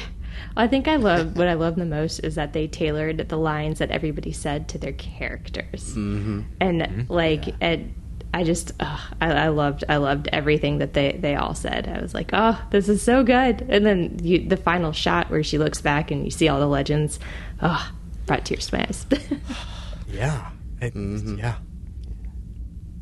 Yeah, and it really calls back to earlier in the episode where she's getting ready to hotwire the ship and fly it, where she talks about things that she's learned from each of the characters, and then for them to be able to say that to her and her to be able to take those little bits of wisdom, it was just so sweet. So sweet. Well, and then, like we've been saying this entire episode, it's just bringing us back through 7 seasons of what this show has given us, what our characters have gone through, and it's making us realize that, Gideon has been there the entire time, and she has been part of this team the entire time, and there's been a lot of moments that the team hasn't accepted her, hasn't treated her so well or whatever, and it kind of brought all of that together. Our entire team in this final moment was finally realizing and accepting Gideon as one of their own, and it's been so deserved. For 7 seasons, it's been so deserved, and that's why there's so much emotion in that sequence. And the fact that the entire hallway is full of all of our team members, and they're all saying, "Welcome to the team," and the camera closes in on Gideon's face as she's looking back at all of them with this big smile, and then walks into the light. It could have ended there. It could have ended there, and I would have been happy. And they're like, "That's it. I'm done with this. The season can end. I'm happy." Like, it was so beautiful. But I also want more Gideon, and I want more stories with her, and that's why I'm so intrigued. Is this just brings us a wide open gate of brand new stories that are brand new and something we've been waiting for. I can't say enough about this episode. I'm pumped up. But let's move on with our show. If you'd like to support our podcast, you can do so at our Patreon page at www.patreon.com/tomorrowslegends. If you don't dial it, we'll cry like a violin.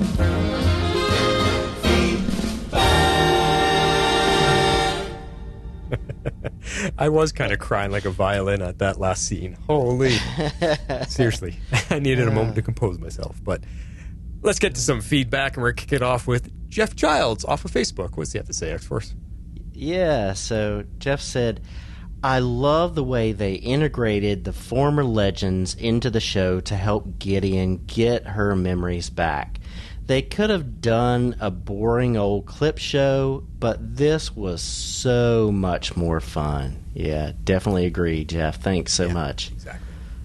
Next up is Daryl Washington. All right, so Daryl says, aside from Bishop, who is as lame as ever, this was a great episode. It went from family road trip with Spooner, Astra, and Gideon to Sirens of Spacetime 2.0, including Jax using his actor's real accent. Seeing Sarah from the pilot really shows us how true love has mellowed her out, and I love it.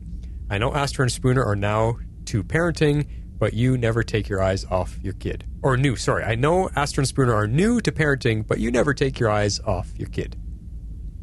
Yeah. They were like, "Where's Gideon?"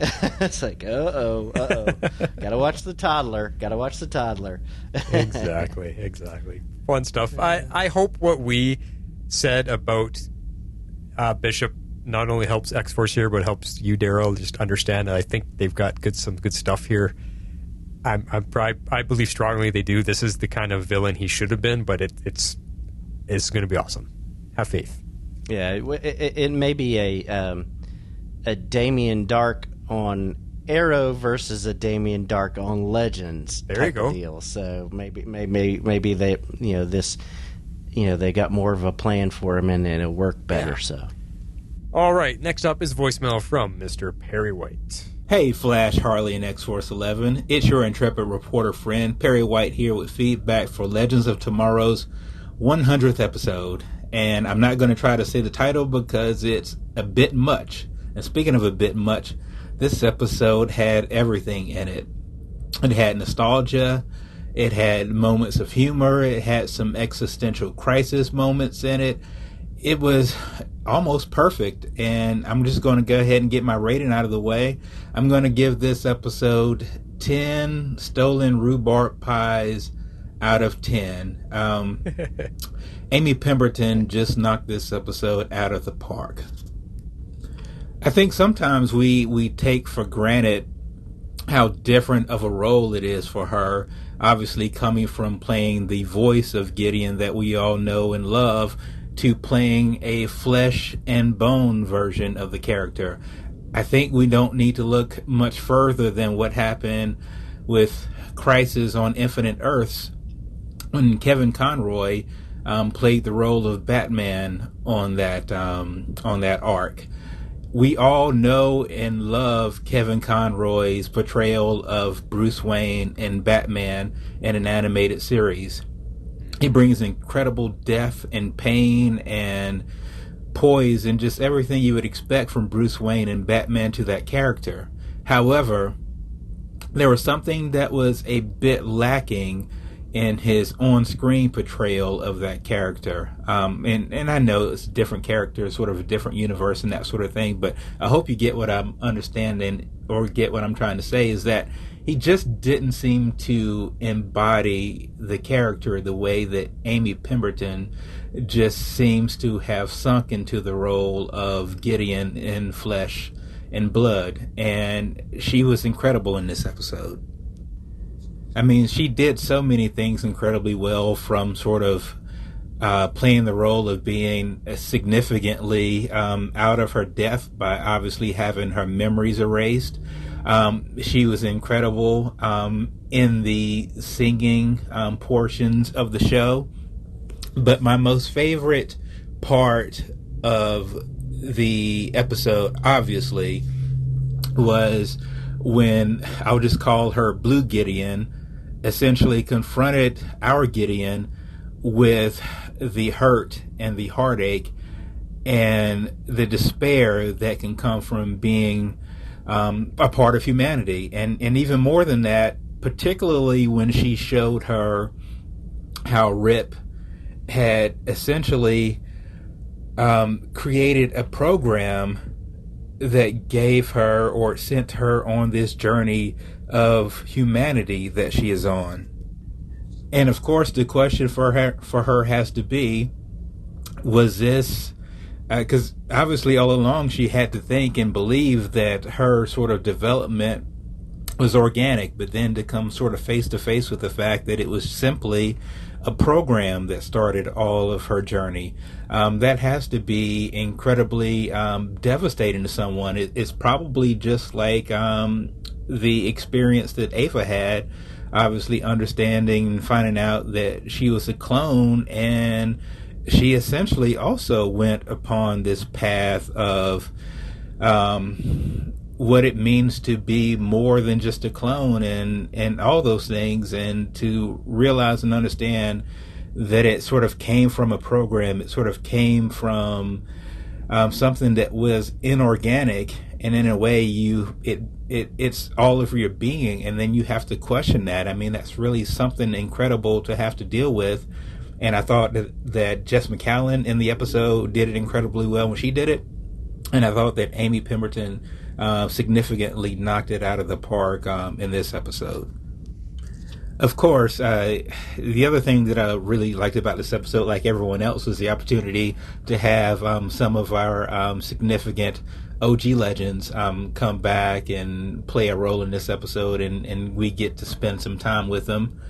I will say this, I probably had more fun and was entertained more watching this version of Hawkman in the little bit of time that we got to spend with him than probably all of season 1, because that was just so tainted with such a terrible and laborious story and narrative that Hawkman and Hawkgirl had to work their way through. But this one, Hawkman, he was brash, and he was fun and a bit snarky, and I liked all of it. One of my favorite scenes obviously had to be when Ray and Captain Cold and those guys were obviously fighting about breakfast, and Captain Cold just stole it, and Hawkman comes in with his mace and he knocks the dish to the ground, and then he makes this statement about, we have more serious things to do, like avenging my son and Rip's son and that sort of thing, which is great, but I couldn't help but laugh out loud when I'm putting 2 and 2 together that he knocked down this plate of eggs and then saying he has to avenge his son. And I know he's obviously talking about his real son, his reincarnated son, but the fact that he just knocked down a plate of eggs and then talks about having to avenge his own son, I just thought that was freaking hilarious. I don't know if that was intentional comedy, but I just saw the joke in that and laughed for a good long time. The other thing that this episode did, I thought incredibly well, was establish why this version of Bishop, or at least establish the fact that this version of Bishop and his factory reset Gideon will be our antagonist for the rest of the season. This character comes obviously with so much baggage from some of the decent things that he was able to do last season and some of the groan-inducing things that happened with his character last season. But I think this version of Bishop seems to be a bit more sinister, I believe. I think he has a much more intimate connection with our legends.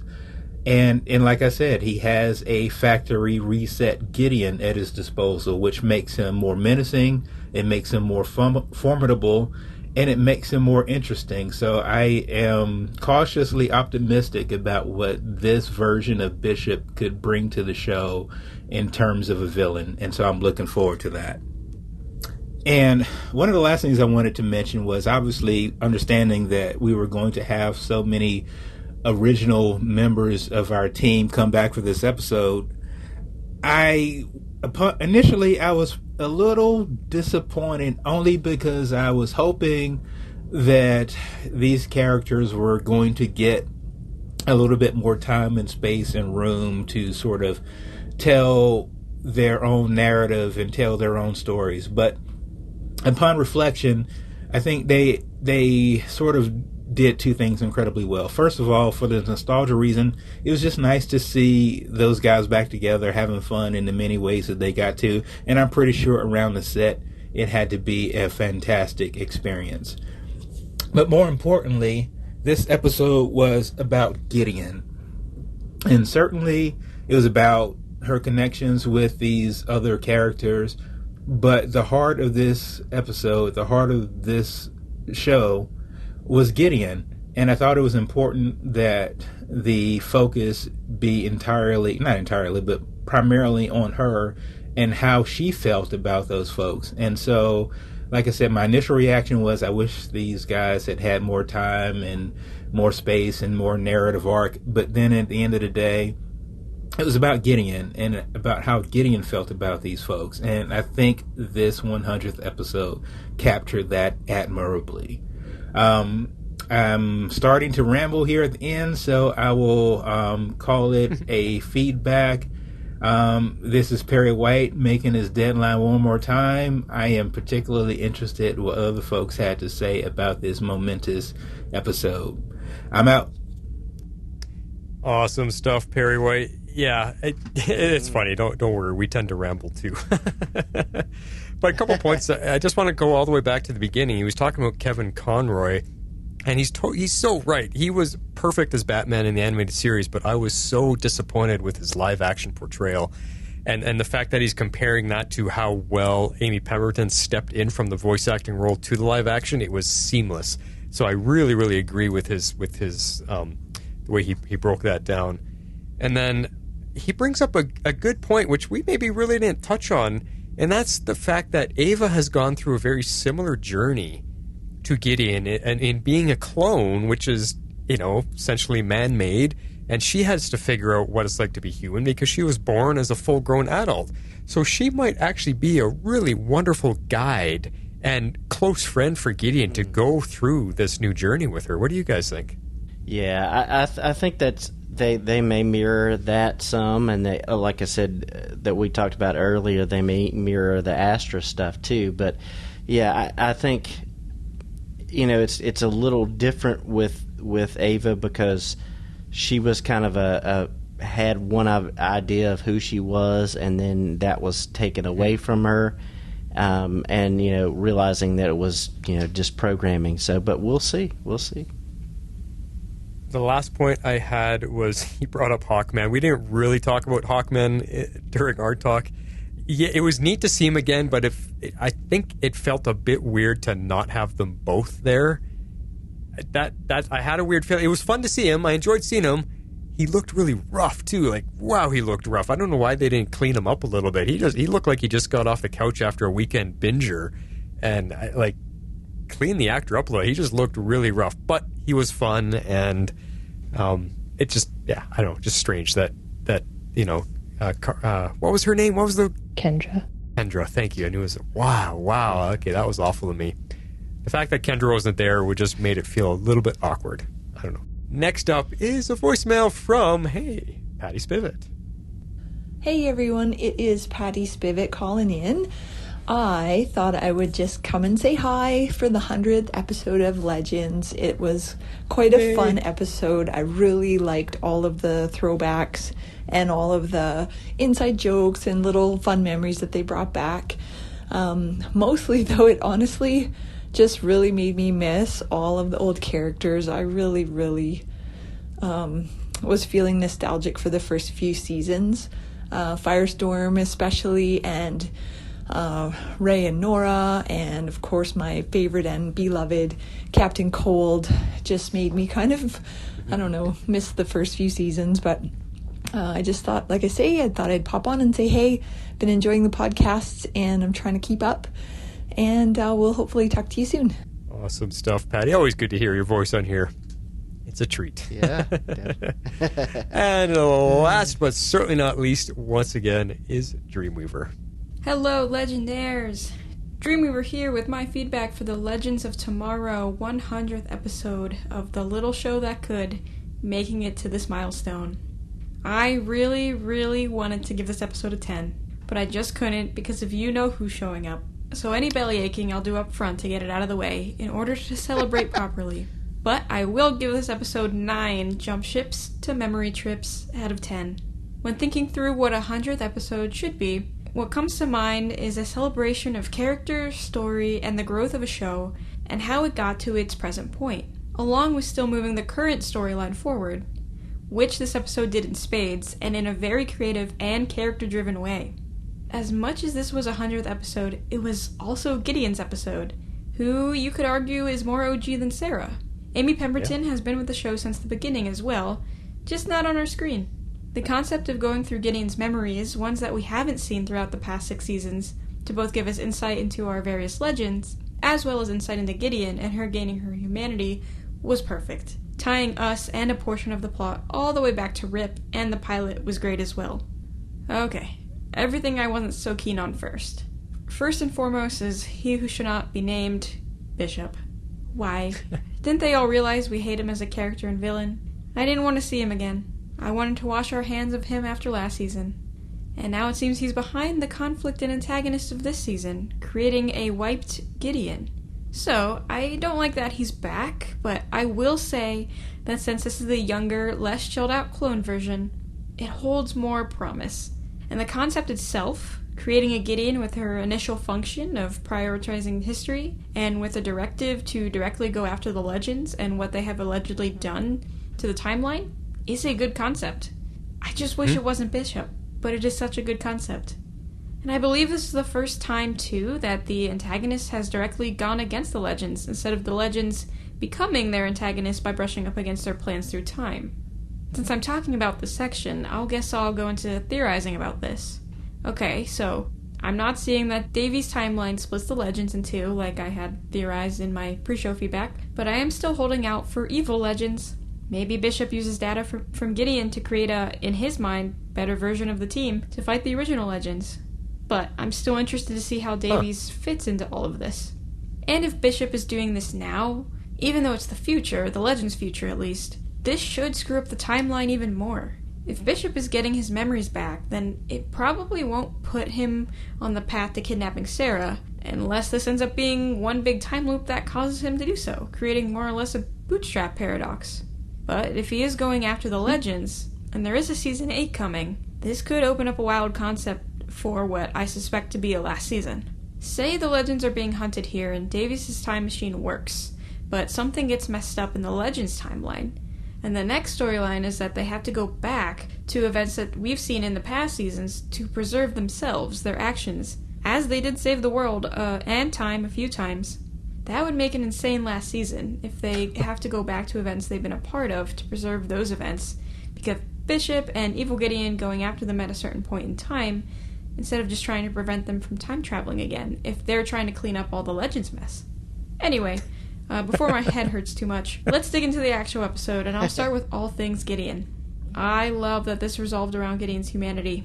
That even though we get the reveal that Rip changed her programming at the very beginning to focus on the Legends, that she stood up to that and chose the fact that the humanity and human emotions she's come to learn because of the Legends was real and continues to be real, and it's something she wants to feel. It's such a nice point of conflict and coming into her own as a human character. I loved it.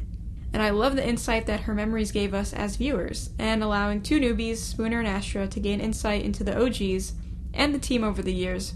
That was a good way to mesh old and new members. And I absolutely love the way Katie decided to portray the transitions between Gideon's main subconscious and the memories with that wall flip. I love that. And then the memories themselves. We go all the way back to Season 1, and a Season 1 mid-pilot's events, because Hawkman dies in the second half of the pilot, so those memories have to be between episodes 1 and 2. And it was real nice to see the OG White Canary suit, if only for a moment. And I like seeing Hawkman back, actually, and not just brooding. Of course, I would have loved to see a few more characters, like Kendra, real Heatwave instead of stand-in, Amaya. It was nice to see the nods and the memories through the flying montage and the death and pain montage, even if it was painful, which I'm glad they hit emotional beats like that as well. But schedules and COVID protocol, so I cannot knock for what they managed to achieve here. I also really loved the reference they made to Constantine sneaking on the jump ship to go see the midnight premiere of Harry Potter. Ha! Something I would do if I had a time machine. I love the combined holiday dinner and the karaoke scene. The song that Sarah sings is the song that played in the bar in the pilot during the first ever Legends bar fight. Wouldn't be right without at least a mention of a bar fight. The one of Gideon and Stein singing a musical duet together made me really happy, and I love Jax with his actual accent as Gideon's guide. I think the only two things that I really wish would have been included were some of the villains that weren't Bishop to make some sort of a talking appearance instead of just in the memory flashes. Getting Neil McDonough or John Barrowman would have been really cool. And a longer or more choreographed fight scene. We got the one between Memory, Ava, and Sarah, but that was about it. Oh, and Spooner's gun waking up the memory Legends to themselves was reminiscent of the memory gun Ray made in Season 2, so that was a cool nod. And then the final send-off to Gideon, talking to all of the Legends through the hall of the ship before she wakes up, that was really heartwarming. And of course, all the logos being played at the beginning was great as well. So overall, I thought this was one of the best 100th episodes that the Arrowverse has done. Flashes wasn't really anything special. Arrows was pretty good for what they were dealing with in the middle of the Invasion crossover. And Supergirl's was actually pretty solid. But this one was fun and emotional and all around really creative, I think. What a cool milestone for you as a podcast as well, being able to cover a show that reaches 100 episodes. Once again, I just want to say thank you for all you do and how much work you put into this, especially now that you're covering 2 other shows. And with this being the 100th episode, I thought I would do something a little special to end my feedback out on, and since I'm typically the last one to send in feedback, it could act as a nice little send-off. It's a little rough, couldn't clean up all the audio, but hopefully can add to the celebration of this show. So, until next time, your friend Dreamweaver. When I'm from the year 2166, you and everyone on this roof aren't just considered heroes. You're legends. It's called the Waverider. You might be a time master, but I'm a master of time. There are no strings on me. Then you owe me, Captain. I'm no longer the captain. You are. All right, legends, put on your Sunday best because we are going to church. You're just a bunch of weirdos with truly random superpowers. Stack the banana till the morning comes. What the hell are you two playing at? Escape via musical number. Not this time. Oh man, you guys are really good. You have no idea. Full speed ahead.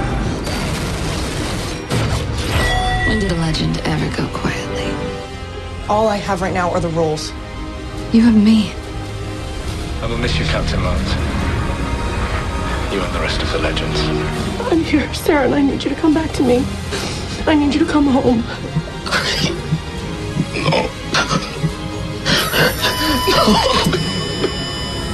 The legends, they taught me humanity. This is Lita, your daughter. Astonishing. Sometimes you'll feel like you're out of your mind. Crazy is what you do best. It's why the world needs the legends. Of all the people who ever lived, I chose you 8. I certainly hope that you won't let me and the world down. You're more than a team, you are a family. Remember, legends never die.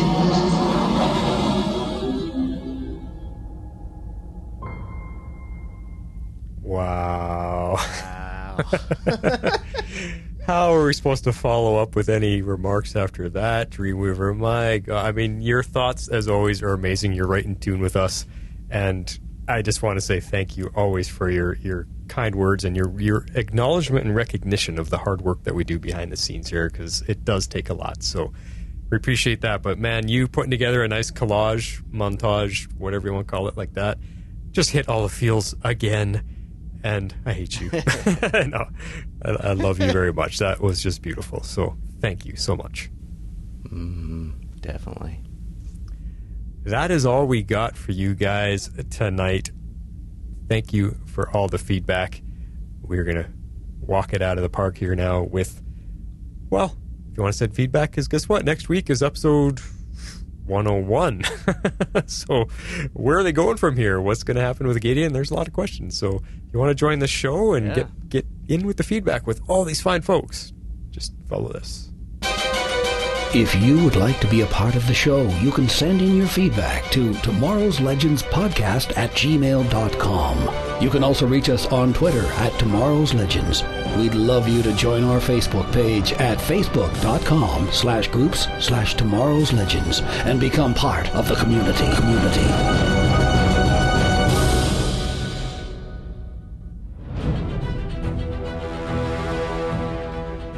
Dreamweaver, it's all your fault. I got totally tongue-tied at the end there, and it's all because of you making me all emotional again.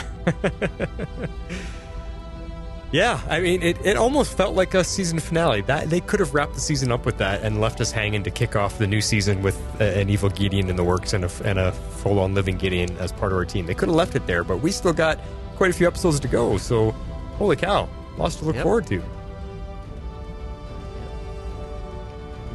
Yeah, and what else do we got? Next week we've got the finale of Stargirl. One more there, and then it's Legends into the Sunset. Awesome stuff. Harley, what are the chances? You think you can make it for the Stargirl finale? Maybe?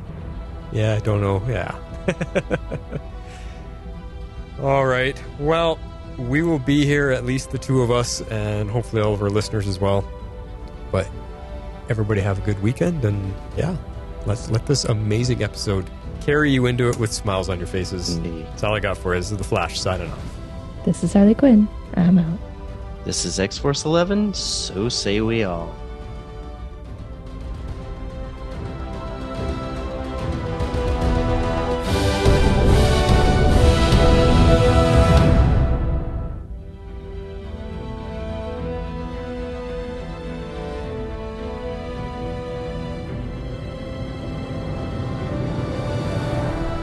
Tomorrow's Legends is not affiliated with CBS, Warner Brothers, or the CW. We're a fan-made podcast for entertainment purposes only and are part of the Cybercast Network.